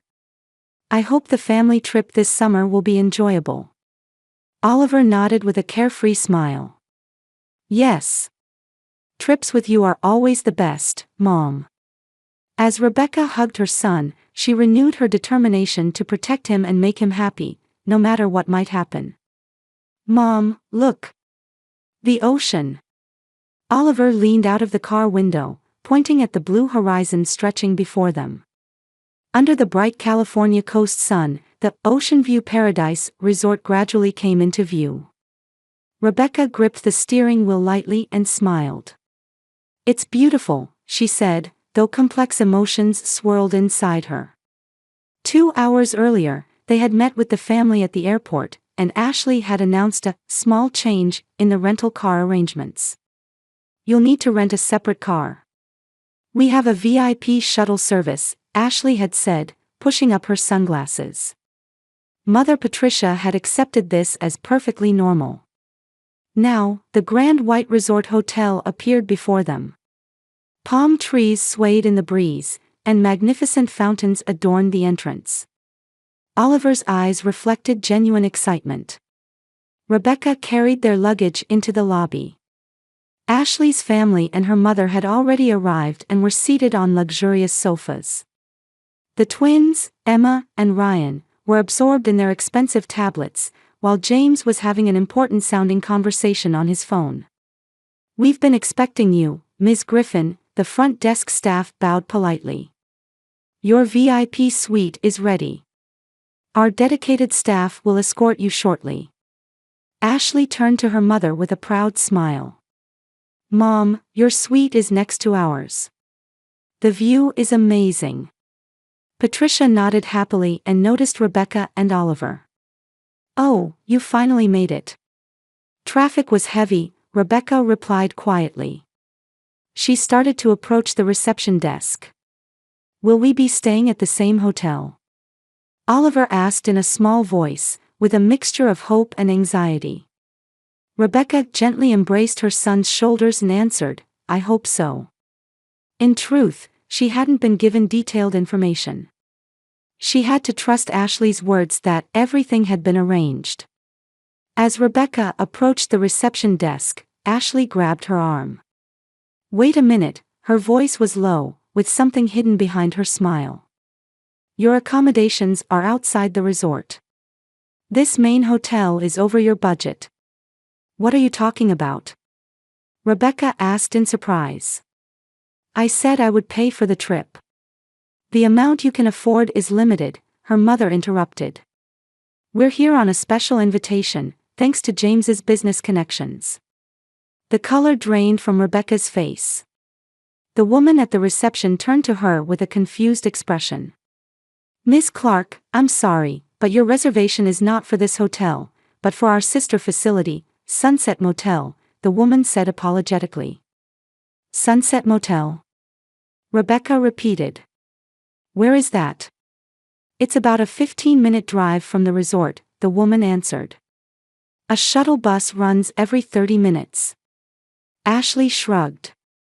"Sorry, but this is for the best. This hotel is too expensive for you." "I said I would contribute money," Rebecca said, trying to control her anger. "Why didn't you tell me beforehand? We came for a family vacation." "Did you really think so?" Mother Patricia laughed coldly. "Did you think you could stay in a 5-star hotel suite? Be realistic." Those words pierced Rebecca's heart. She took a deep breath, trying to control her emotions. Oliver gripped her hand tightly. Looking up at the luxurious decorations in the resort lobby, watching his cousins run around happily, tears welled up in his eyes. "Why just us?" Oliver asked in a trembling voice. His small voice broke Rebecca's heart. Ashley wore a satisfied smile and sarcastically remarked, "The motel suits you better. You're used to a simple life, aren't you?" Mother gave her daughter a stern look for a moment, but quickly returned to her usual expression. "Rebecca, I understand your anger, but this is reality. We all stay in places that match our standing." Brother-in-law James hurriedly tried to mediate. "Well, the Sunset Motel isn't bad. I hear it's old but clean. Besides, we can spend the days together, right?"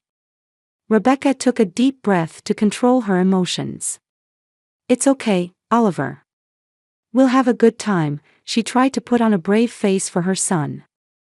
However, her voice trembled slightly. Oliver was trying hard to hide his tears. "I'm fine. I don't mind the motel," he said, trying to sound cheerful. Rebecca received the keys from the receptionist and checked the shuttle bus schedule.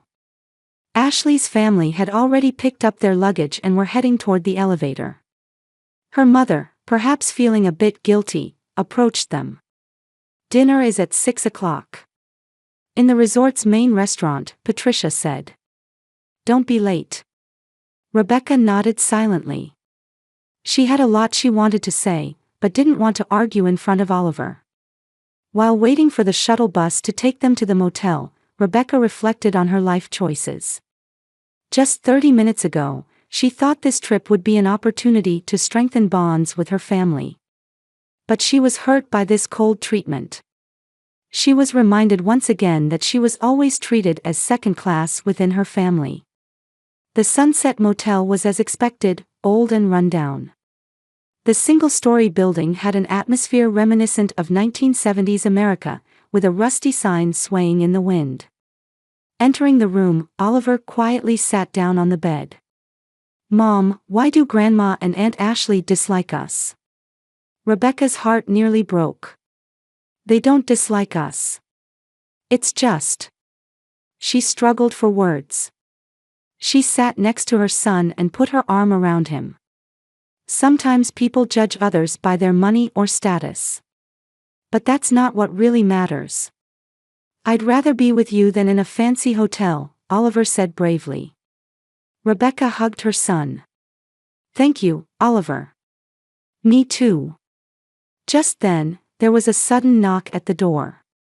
Rebecca stood up confused, parted the curtains slightly to look outside. A stranger was standing there. She cautiously opened the door. "Ms. Clark? I apologize, but there seems to have been some trouble during check-in." A middle-aged man with a suntanned face stood there with a kind smile. "I'm Matthew Harrington, the owner of this motel." Rebecca sighed. "Yes, there was a situation. We're staying here due to arrangements made by my family." Matthew appeared thoughtful for a moment. "Actually, I'd like to speak with you, if that's all right." Rebecca sensed something like a change of fate in his sincere eyes. "Please come in." Rebecca hesitantly opened the door and invited Matthew Harrington inside. Oliver watched the unfamiliar visitor with curious eyes. Matthew politely removed his hat and entered the room.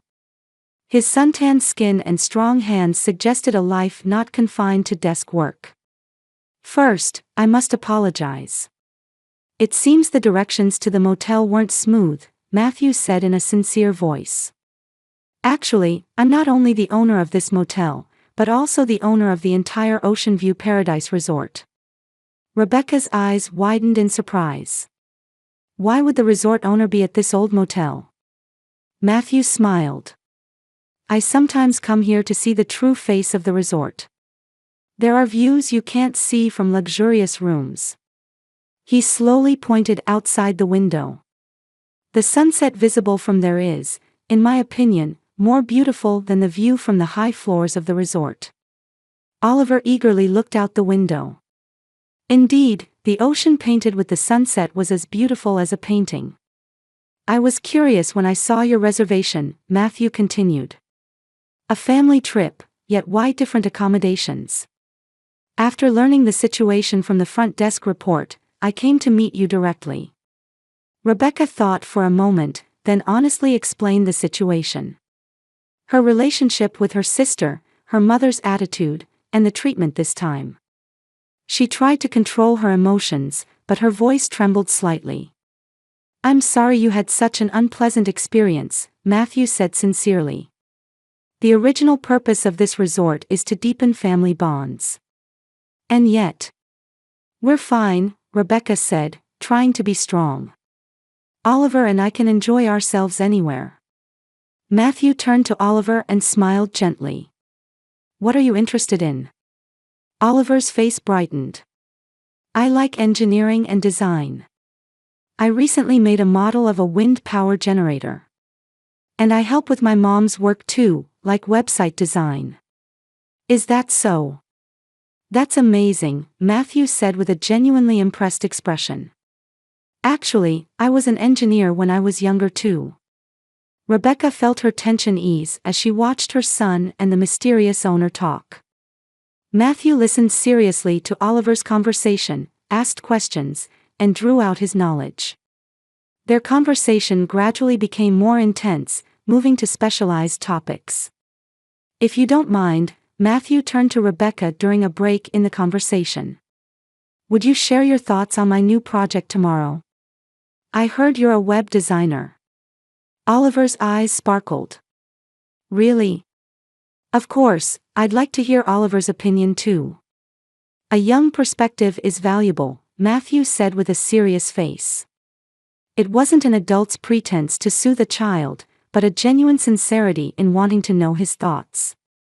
Rebecca considered for a moment. She had to attend dinner with her family.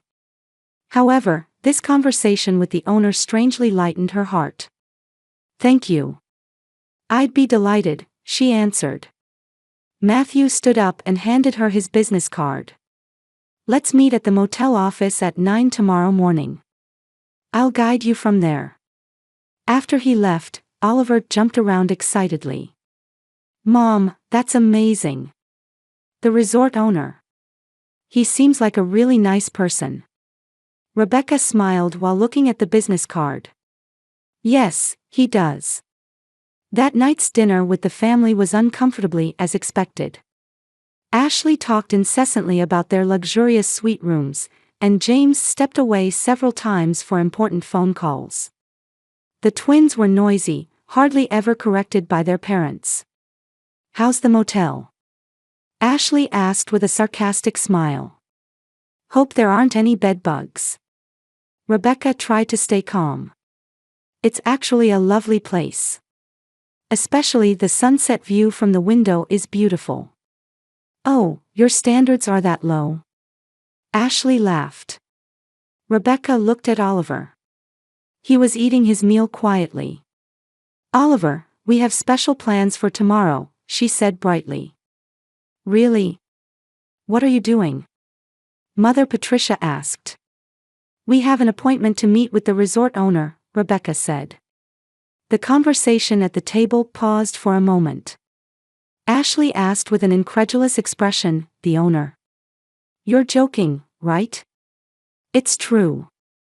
He even came to the motel." "Wasn't that just a local staff member?" James asked doubtfully. Rebecca shrugged. "His name is Matthew Harrington. He was a very kind person." James dropped his fork. "Harrington?" His voice suddenly became respectful.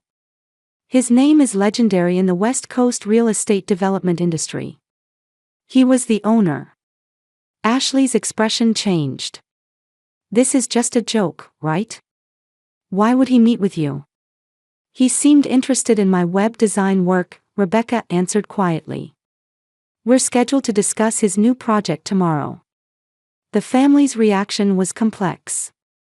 Ashley was clearly jealous, Mother Patricia was confused.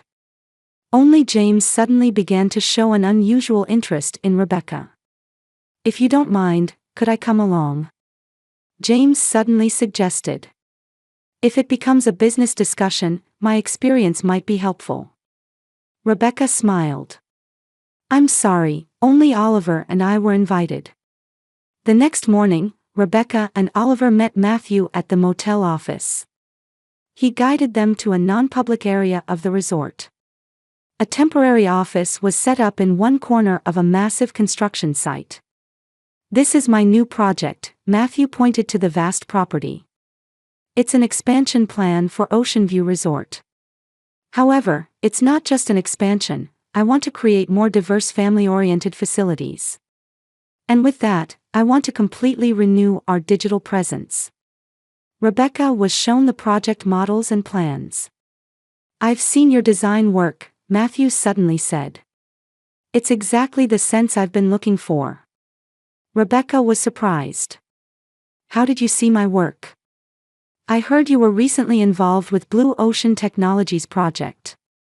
"I'm one of the investors in that company." Rebecca gasped. Her secret major project had caught his eye. "Your designs are user-centered and have excellent aesthetic sense. Would you consider taking charge of my resort's digital strategy?" Rebecca was speechless. "That's a big deal. I'll prepare a formal proposal." "You'll need time to think," Matthew said calmly. Meanwhile, Oliver was fascinated by the construction site model. Matthew introduced him to the project manager, and Oliver began sharing his ideas for children's facilities. "Oliver has a sharp insight," Matthew told Rebecca. "I'd like to hear his ideas as well." "He's always creative," Rebecca proudly replied. "He helps with my work too." Matthew said with a serious expression, "You seem destined to become a promising engineer." Oliver blushed but looked pleased at those words. In the afternoon, Rebecca and Oliver joined the family at the resort pool. Their expressions were clearly different from the morning. "Oh, Rebecca. How was the meeting with the owner?" Ashley's voice was mixed with sarcasm. "It was actually wonderful," Rebecca answered calmly. "He asked me to work on a project." "You're lying, right?" Ashley said with a half-laugh. At that moment, Matthew entered the pool area. He was dressed casually, but the staff greeted him with respect. He noticed Rebecca and Oliver and approached them. "Rebecca, Oliver, the preparations for our next meeting are ready," Matthew said with a smile. The entire family froze. Mother Patricia asked in surprise, "Rebecca, do you know this person?" "Yes, Matthew Harrington. We're working on a project together," Rebecca answered confidently. James opened his mouth with a surprised expression. "Harrington? The owner of Oceanview Resort?" Matthew nodded with a smile. "That's right. And soon, we'll be using Rebecca's talent for the resort's new digital expansion." He placed his hand on Oliver's shoulder. "I'm also greatly looking forward to Oliver's ideas." Ashley's face turned pale. Mother Patricia looked confused, shifting her gaze from one daughter to the other. Inside Rebecca's heart, something was beginning to change. This wasn't just about a job. It was a moment when her value, her choices were finally being recognized. And more than anything, seeing Oliver standing proudly beside her, she felt a deep sense of satisfaction. The next morning, Rebecca was drinking coffee on the small terrace of the motel.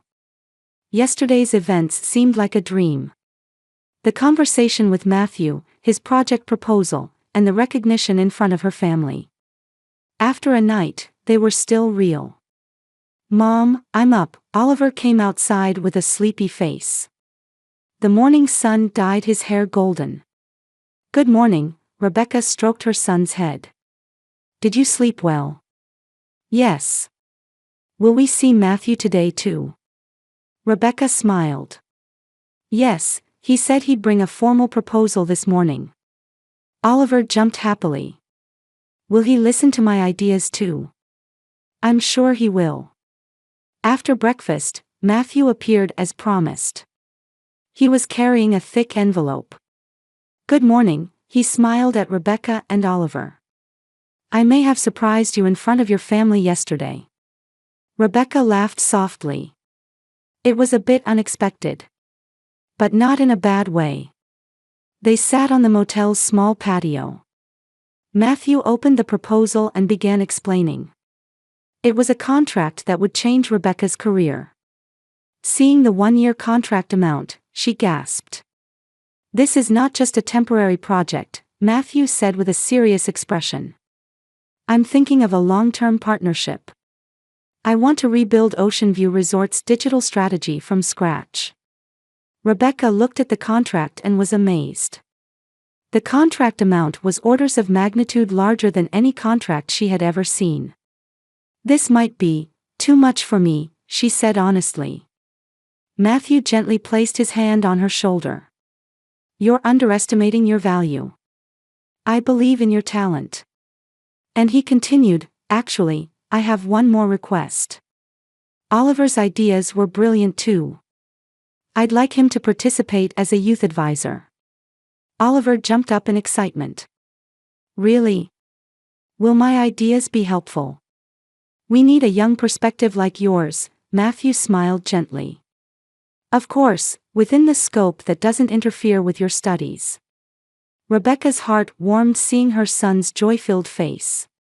"Let me think about it. It's a big decision." "Of course," Matthew showed understanding. "Take your time to consider during your stay. Also." He hesitated slightly. "Tomorrow night, I'm planning a special dinner at the resort.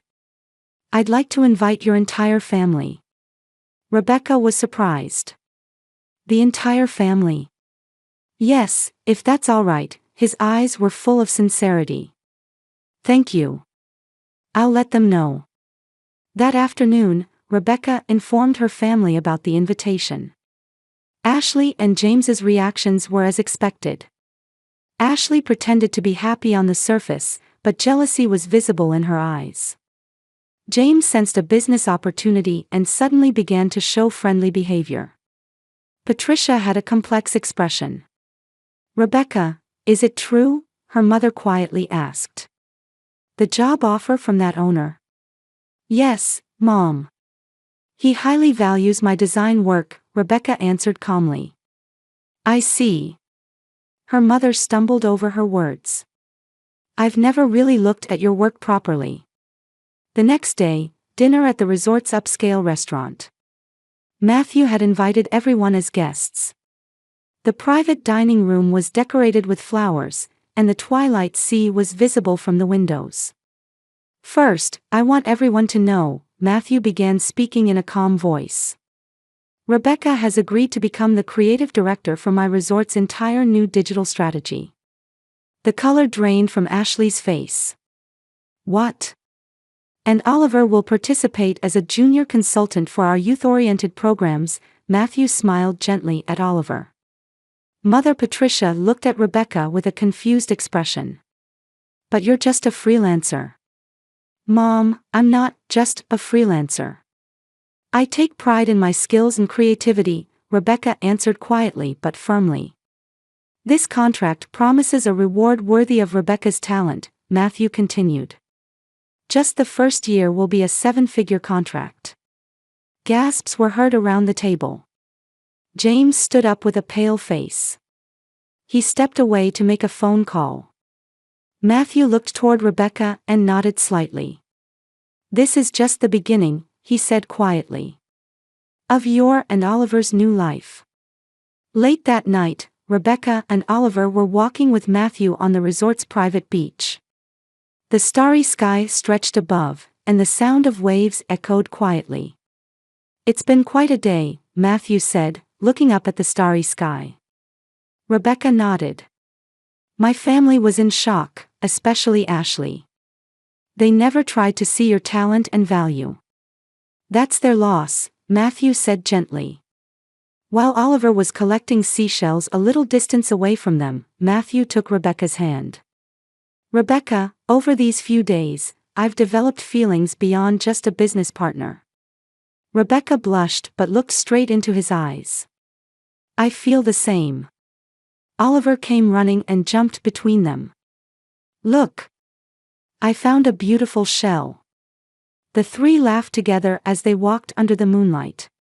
Rebecca quietly vowed in her heart. Never again would she doubt her own value. 1 year later, Ocean View Resort had been transformed. Rebecca's newly designed digital platform had increased reservations by 50% compared to the previous year, becoming a topic of conversation in the industry. Matthew entered her office. The old motel had now been renovated into the resort's digital innovation center, becoming Rebecca's creative office. The beautiful sunset was still visible from the window. The project's success is thanks to you and Oliver, Rebecca smiled. Their relationship had developed beyond work, and Matthew had become an important part of Rebecca and Oliver's lives. Oliver genuinely adored Matthew, and the weekends the three spent together had become their treasure. Meanwhile, it had been a tough year for Ashley and her family. James's business partner's fraud was exposed, and the company collapsed. Although he wasn't directly involved, his social credibility plummeted. From a luxurious life, they were forced into a modest lifestyle. One Sunday, Rebecca visited her family home after a long time. Mother Patricia was waiting for her at the entrance. She seemed calmer than before, and a bit older. Rebecca, her mother said in a small voice. I'm truly sorry. I've misunderstood you all this time. Mom, that's in the past. What matters is the future, Rebecca embraced her mother. Patricia wiped away tears. I never thought that trip would change everything like this. Life tends to move in unexpected directions, Rebecca laughed softly. Reconciling with Ashley was more difficult. She couldn't honestly acknowledge Rebecca's success, and the atmosphere was tense at their first reunion. "You were just lucky," Ashley said bitterly. Rebecca smiled calmly. "That's not true. I've always known my value. I just didn't need to prove it to others." Matthew supported Rebecca and also extended a hand to Ashley's family. He offered James work on some resort projects and created opportunities for Ashley to use her marketing skills in new ways. Although Ashley initially refused stubbornly, she gradually began to accept reality. That Christmas, Rebecca and Matthew invited the entire family to the resort. This time, everyone received the same treatment. Oliver proudly said, "If we hadn't spent those days at the motel, we wouldn't be where we are today." The family relationships weren't completely healed, but the old wounds were beginning to mend.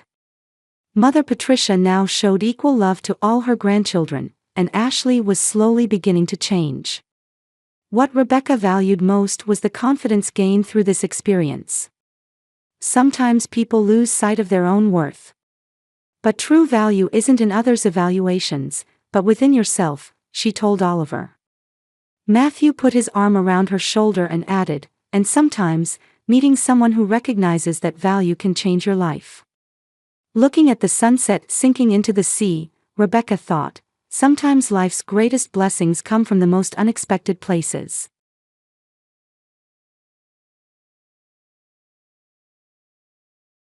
Soft spring sunlight streamed through the window of Marion Williams' apartment. She was preparing breakfast in the kitchen, occasionally glancing outside. Her 7-year-old son Jake was still in bed. School spring break had just begun, and she wanted him to conserve his energy for the family trip starting today. "Jake, time to get up. Grandma and Grandpa will be here soon," Marion called. As if in response to her voice, the sound of small footsteps echoed in the hallway.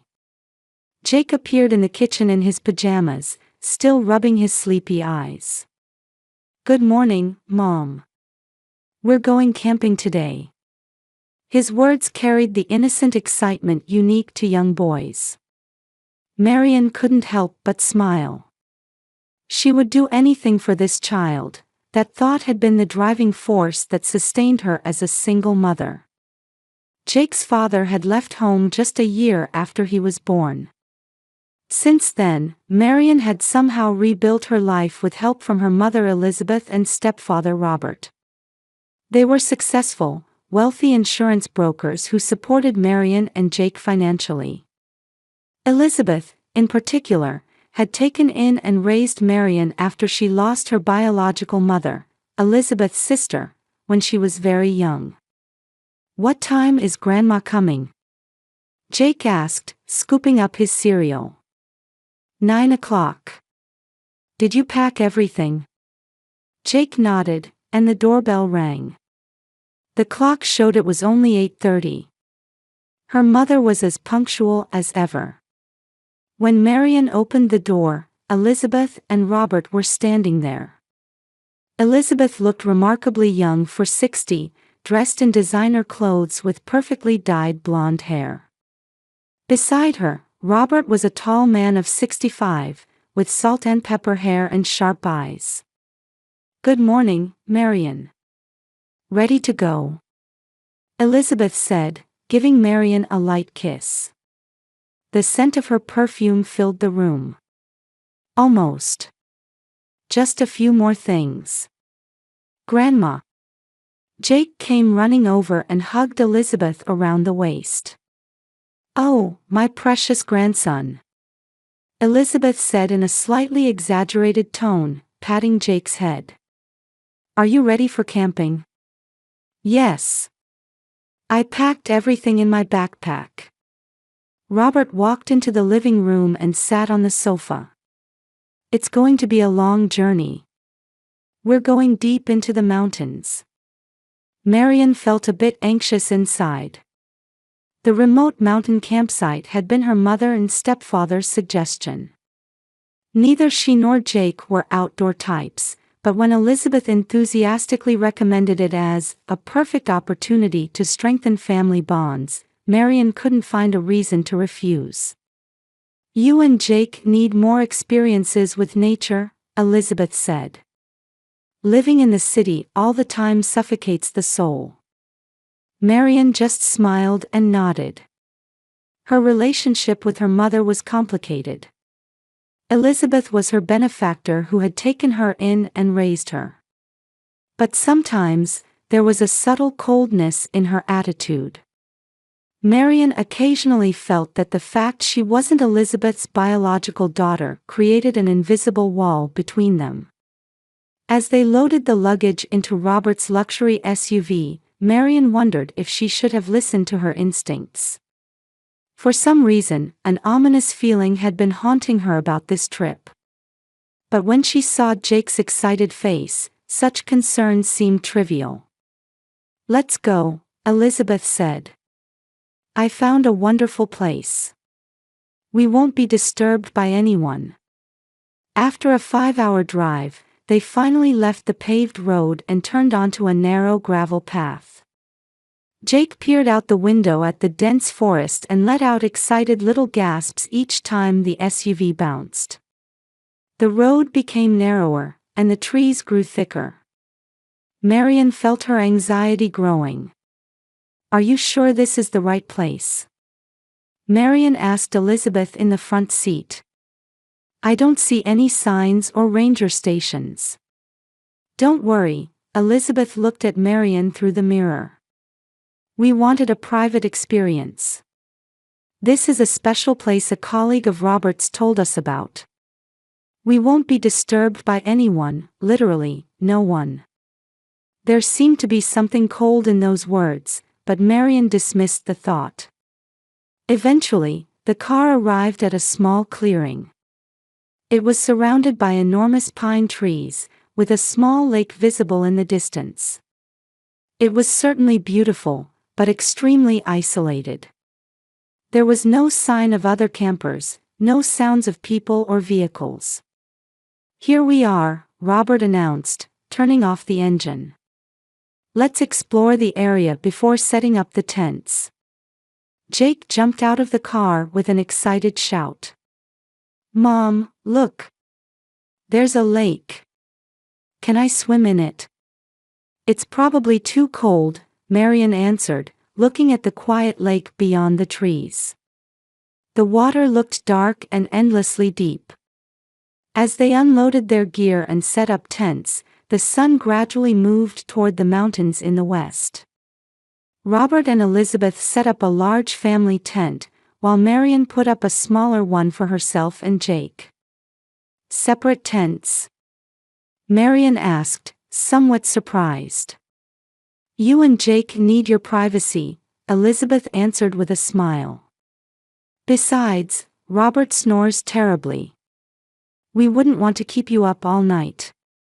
While preparing dinner, Marian noticed that her mother was acting differently than usual. Elizabeth was unusually kind, laughing more than usual and hugging Jake repeatedly. Robert also seemed strangely nervous, frequently checking his watch.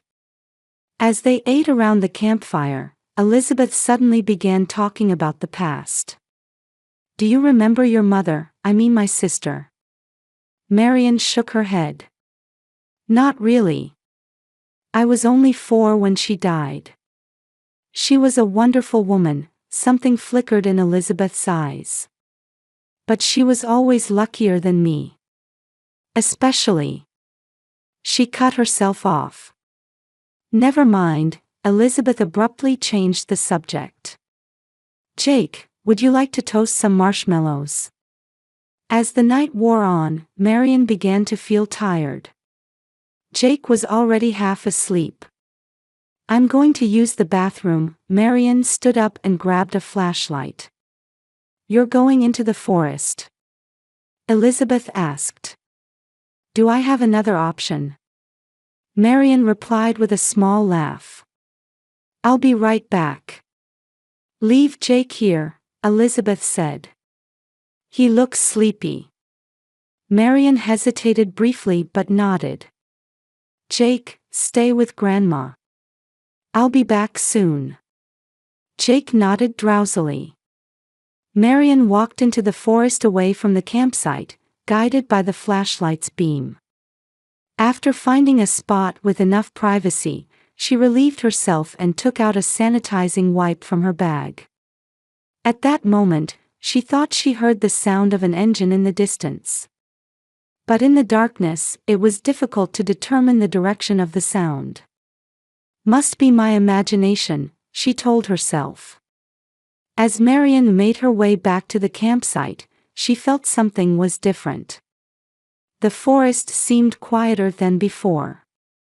The sounds of birds, insects, even the wind seemed to have disappeared. Mom? The small voice made Marian jump. She pointed her flashlight to see Jake emerging from behind a tree. Jake! What are you doing? You were supposed to stay with Grandma. Grandma said, wait a minute, so I waited, Jake answered in a trembling voice. But she didn't come back. So I came looking for you. Marian's heart began to race. She pointed her flashlight in the direction of the campsite and started walking quickly, tightly gripping Jake's small hand. Elizabeth? Robert? She called out. There was no response. When they returned to the campsite, Marian froze. An unbelievable sight spread before her eyes, as if in a dream. The tents, the car, the luggage, everything was gone. Mom, where is everyone? Jake's voice was trembling. Marian was speechless. Only the dying embers of the campfire remained, telling of human presence not long ago. Elizabeth, she shouted. Robert. This isn't funny. Only the forest absorbed her voice, and the darkness seemed to deepen. Jake suddenly pointed. Mom, there's something over there. Near the remaining embers, a small lantern had been placed. It wasn't one they had been using. Under the light, a piece of white paper was visible. Marian approached fearfully and picked up the paper with trembling hands. The familiar handwriting froze her heart like ice. You two can live here now. It was Elizabeth's handwriting. The message was simple and direct. No explanation, no apology, no excuse. Marian's head spun with confusion and fear. Why? She whispered. This had to be a nightmare. She frantically reached into her pocket, but her smartphone was gone. She searched for her bag, but that too had disappeared. All she had was the flashlight. Mom, I'm cold, Jake pressed against her. Where did Grandma and Grandpa go? When are they coming back? Marian hugged Jake, feeling his small body trembling. Fear and anger swirled inside her, but she had to remain calm in front of her son. It's okay, Jake, she said in the most gentle voice she could manage. There must be a reason. But deep down, she understood there was no reason for such a cruel act. There could be no justification. As the darkness of night enveloped them and the remaining embers gradually weakened, Marian and Jake were completely isolated in the unfamiliar forest. The time until dawn felt eternal to Marian. She put Jake to sleep near the remnants of the fire and stayed awake all night keeping watch. By the time sunlight filtered through the trees, her head was clouded with fatigue and fear. Mom, I'm hungry, Jake murmured as he woke up. Marian gently stroked her son's head and replied, I know, honey. I am too. But we don't have any food right now. When are Grandma and Grandpa coming back? That innocent question pained Marian's heart. I don't know, Jake. But I think we need to find help on our own. She stood up and looked around. In the morning light, the campsite appeared even more isolated. She tried to find the path they had come on, but without any landmarks, she couldn't even determine which direction to go. Staying here won't bring anyone to us, Marian decided. If we go downhill, we should eventually come across a road or a house. She put ash and charcoal from the remaining fire into a small backpack, took Jake's hand, and they began walking downhill. Marian tried to act as cheerful as possible, but inside she was trembling with fear. Being lost in the forest without food, water, or means of communication, with a 7-year-old child, she had never even imagined such a situation. "Mom, what's that?" Jake's voice brought Marian back to reality. In the direction he was pointing, a small stream was flowing. "Water," she exclaimed with relief. "You're thirsty, aren't you? But don't drink directly from it. Wait until we can purify it." She tried to remember how to start a fire. Survival techniques she had seen on TV flashed through her mind. Maybe we can sterilize water using the sun's heat. But without proper containers, they couldn't purify the water adequately. Hunger and fatigue began to weaken Jake, and Marian had developed blisters on her feet. On the second day, they continued downhill along the stream. Marian searched for berries or edible plants, but she wasn't confident about what was safe and what was dangerous. Jake became increasingly quiet, occasionally whispering, "I want to go home." On the morning of the third day, Marian woke up feeling chills.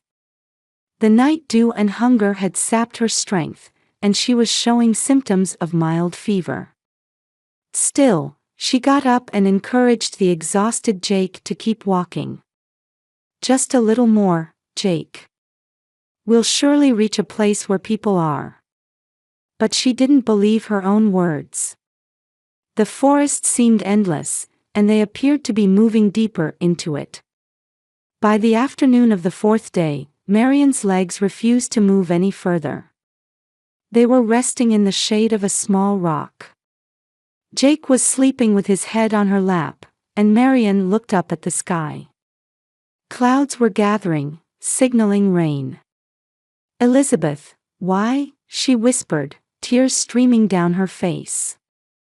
Suddenly, she heard a dog barking in the distance. Marian listened carefully. It wasn't an auditory hallucination. It was definitely a dog's bark. "Is anyone there?" she shouted with all her might. "Help! We're over here." The sound of branches being stepped on approached from the direction of the voice. Soon, a large German shepherd appeared. Behind it, an elderly man emerged. "Hey, who's there?" the man asked in a cautious voice. "Please help us," Marian answered in a trembling voice. "We were abandoned." The man approached and frowned upon seeing their condition. "What happened?" "It's a long story. But my mother and stepfather, they left us in the forest and disappeared." "Name's Raymond," the man introduced himself. "I live in a cabin about 3 miles from here. Let me take you there." Raymond's cabin was rustic but warm and, above all, safe. He was a former FBI investigator in his mid-70s who had chosen to live in the mountains after retirement. His dog, Benji, seemed to take an immediate liking to Jake. After a meal and a warm shower, Marian told Raymond the entire story, from her childhood when Elizabeth took her in, to her complex relationship with her stepfather Robert, to the events of this camping trip. Raymond listened silently, occasionally taking notes. "This isn't just a case of abandonment," he finally said. "There's another motive. Your mother and stepfather are wealthy, right?" Marian nodded. "Robert is a broker for a large insurance company. They both have considerable assets. Insurance, Raymond furrowed his brow. Was any life insurance taken out on you and Jake? Marian thought for a moment. A few years ago, Elizabeth said she was getting insurance for Jake and me. She would be the beneficiary. She said it was, in case something happened, to at least cover funeral expenses. You don't mean? Marian's expression changed. Did they expect us to die? It's possible, Raymond said with a stern expression. Starving to death lost in the forest, or attacked by wild animals, if it could look like a natural death, they could collect the insurance. But we're here. We're alive. Yes, Raymond stood up. That's why we'll go to town tomorrow to investigate. But as a precaution, let's keep your presence here a secret. The next day, Raymond went to town alone and returned in the evening. His expression was grim. Something unbelievable is happening, he said. According to the local newspaper, Marion Williams and her son Jake reportedly died in a tragic accident while camping. What? Marion exclaimed. According to Elizabeth and Robert's testimony, you two went exploring near a waterfall at night but never returned. They claim to have searched and found your belongings and blood traces near the river. No bodies were found, but authorities concluded you were swept away by the current. Marion was speechless. All the pieces were beginning to fit together in her mind. They planned to kill us from the beginning. It was a well-thought-out plan, Raymond said. Fortunately, they don't know about my existence. That's our only advantage. That night, the phone at Raymond's cabin rang. Marion jumped in surprise. Don't worry, Raymond reassured her. Few people know this number. When he answered the phone, a woman's voice could be heard. After talking for a while, Raymond handed the phone to Marion. It's your friend. A woman named Linda. Marion. Is it really you? Linda's voice trembled on the other end of the line. Linda. How did you? I couldn't believe you were dead, Linda said tearfully. Elizabeth's story seemed off. I went to her house, saying I wanted to express my condolences. But she wasn't grieving at all. And she was already proceeding with lawyers and insurance paperwork. Linda, we were nearly killed, Marion said, fighting back tears. I contacted Raymond. He used to work with my father. I thought he could help. Thank you. But please don't tell anyone we're here. If Elizabeth and Robert found out. I promise, Linda answered. I'll help too. What do you need? After hanging up, Marion looked at Raymond. The former FBI investigator's eyes held a determination she hadn't seen in a long time. Now, Raymond said, let's plan our revenge. We'll beat them at their own game. Outside the window, rain had begun to fall. But for the first time, a ray of hope shone in Marion's heart. She and Jake were no longer alone.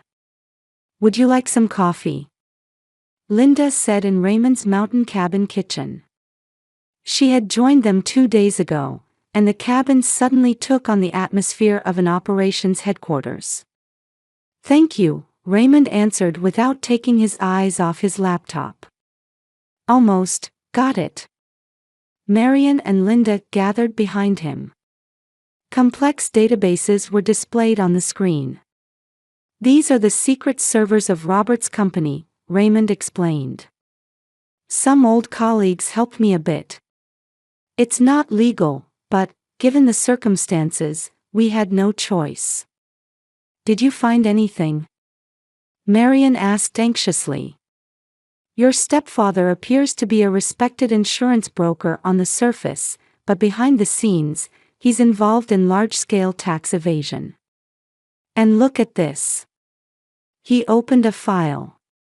It displayed multiple insurance policies with Marion and Jake's names. $5 million, for us. Marion exclaimed in surprise. That's not all. Raymond opened another file. Elizabeth has already begun filing insurance claims for your deaths. The review process has just started, but payment is scheduled within 2 weeks. Unbelievable. Marion collapsed onto the sofa. But why? They're already wealthy. There's no limit to human greed, Raymond said coldly. However, there's more important information. He opened another folder. Old legal documents and trust deeds were displayed. This is records of your biological mother's trust property, Raymond explained. Your mother, Elizabeth's sister, apparently had considerable assets. After her death, that property was supposed to be held in trust for you, who was a minor. But Elizabeth became your guardian and gained control. I never knew about this. Marion's face changed color. She had an obligation to inform you. Instead, Raymond pointed to another file. She had been siphoning off funds little by little each year. The amount you should have received when you turned 21 was less than half the original value. But why try to kill us now? The reason is here. Raymond opened the final file. According to the trust terms, if anything happened to you before you turned 35, all remaining assets would transfer to your child. Elizabeth would remain the administrator. 35. Marion said in a trembling voice. I'm 32. In 3 more years. She couldn't wait, Linda said. She needed to eliminate you now to gain control over Jake and access all the funds. And the insurance money too, Raymond added. Killing 2 birds with 1 stone. In Marion's mind, pieces of memory began to connect. Elizabeth's cold attitude, the occasional display of excessive affection, and her recent strange behavior. My mother, no, Elizabeth was using me from the beginning. Tears welled up in her eyes. She took me in not out of love, but for money. We have all the evidence, Raymond's voice strengthened. Now we can report this to the authorities. Wait, Marion suddenly stood up. Just reporting isn't enough for me. I want to confront them directly. I want to see with my own eyes their faces when they learn I'm alive and know the truth. Raymond thought for a moment. It's dangerous, but might be possible. Some of my former colleagues will help. But timing is crucial. Right before the insurance payout, Linda suggested. When they're most off guard. The 3 planned late into the night. Raymond contacted former colleagues by phone to secure their cooperation. Linda was responsible for gathering information about movements in town. A few days later, Linda returned with important news. The insurance company has approved the payment. Next Wednesday, Elizabeth and Robert are scheduled to receive the check at the Boston headquarters. Perfect, Raymond said. Our trap is set. On the day of the plan, Marion sat in the back seat of Raymond's car, her hands trembling with tension. Jake had been left with a former colleague of Raymond's for safety. Are you okay? Raymond looked at her through the rearview mirror. Yes, no. But I have to do this. They arrived at a high-rise building in Boston. In the insurance company's luxurious lobby, Raymond showed his ID to the security guard. Former FBI Special Investigator Raymond Harris. I've brought a witness for an important fraud case. Investigator Brendan Murphy should be expecting us. The guard made a phone call and promptly escorted them upstairs. In front of the conference room door, Marian took a deep breath. "Ready?" Raymond asked quietly. Marian nodded. The end of 15 years of deception. The door opened, and they entered. Elizabeth and Robert were sitting on the other side of a large table, talking with several men in suits. They looked happy, with triumphant expressions. Elizabeth noticed first. The blood drained from her face, and she froze as if she had seen a ghost. "Hello, Elizabeth," Marian said in a calm voice. "Did you forget about us?" Robert suddenly stood up and tried to head for the exit, but the door opened, and two police officers entered. "Robert Williams and Elizabeth Williams," one officer said. "You are under arrest on suspicion of fraud, false death reporting, attempted murder, and tax fraud." Elizabeth's eyes remained fixed on Marian. "How?" she said in a hoarse voice. "How did I survive?" Marian smiled. "I had a reason to protect my son. Something you wouldn't understand." As the police handcuffed Elizabeth and Robert, Marian watched their faces crumble. After a 10-month-long trial, the day of the verdict finally came. Marian stood next to her lawyer, looking at Elizabeth and Robert. The two had hired separate attorneys and had developed a situation where they were blaming each other. "Defendant Elizabeth Williams, the jury has found you guilty on all counts of fraud, attempted murder, and tax evasion," the judge said sternly. "This court sentences you to 20 years in prison." Elizabeth momentarily looked like she might collapse but quickly straightened her back. Her eyes were cold as ice, and her expression showed no remorse as she looked at Marian. "Defendant Robert Williams, the jury has also found you guilty on similar charges. This court sentences you to 15 years in prison." Robert covered his face with both hands, his shoulders shaking. During the trial, he had testified about Elizabeth's other illegal activities, seeking leniency. However, that wasn't enough to save him entirely. Outside the courthouse, Marian placed her hand on Jake's shoulder and smiled at Raymond and Linda. "It's over," she said quietly. "Justice has prevailed," Raymond nodded. "Your new life begins." A few days later, Marian formally took over the management of the trust property at her lawyer's office. Some of the funds Elizabeth had embezzled would be returned. Also, all the fraudulent insurance contracts taken out in her and Jake's names were cancelled. "I heard Elizabeth has the worst reputation in the women's prison," Linda said, drinking coffee in Marian's apartment. She was talking with Marian in the kitchen after reading a book to Jake. "Other inmates call her the witch who tried to kill her daughter and grandson." "I can't feel sorry for her," Marian shrugged. "Besides, she's not my real mother." "What happened to Robert?" "I heard he's talking about Elizabeth's other crimes to get early parole. The hatred between them seems to be deepening." "It's ironic," Linda said. "Two people who betrayed family for money end up betraying each other." Outside the window, snow had begun to fall. The arrival of winter in Boston. Marian looked out the window, holding a warm drink. "Next week, we're moving to our new house," she said. "Jake is very excited. It's the first house with his own yard." "You look happy," Linda said, observing her friend's expression. "Yes, strangely enough. After such a terrible experience, I'm full of gratitude now. Because I learned the true meaning of family." The doorbell rang, and Raymond came in, brushing off snow. He had a large gift box in his arms.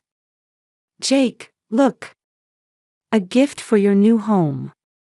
"Raymond." Jake ran over excitedly. "What's inside?" Open it and see. As Jake tore the wrapping paper, a model house kit emerged. Awesome! Will you build it with me? Of course, little architect, Raymond laughed.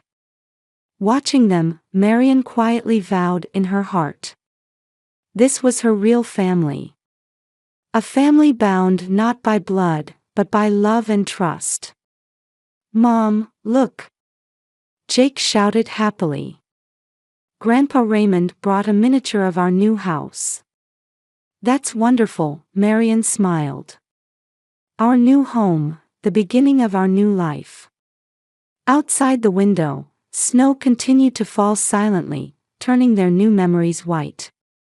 Having overcome the darkness of the past, a bright future stretched out before Marion and Jake. And they were never alone again.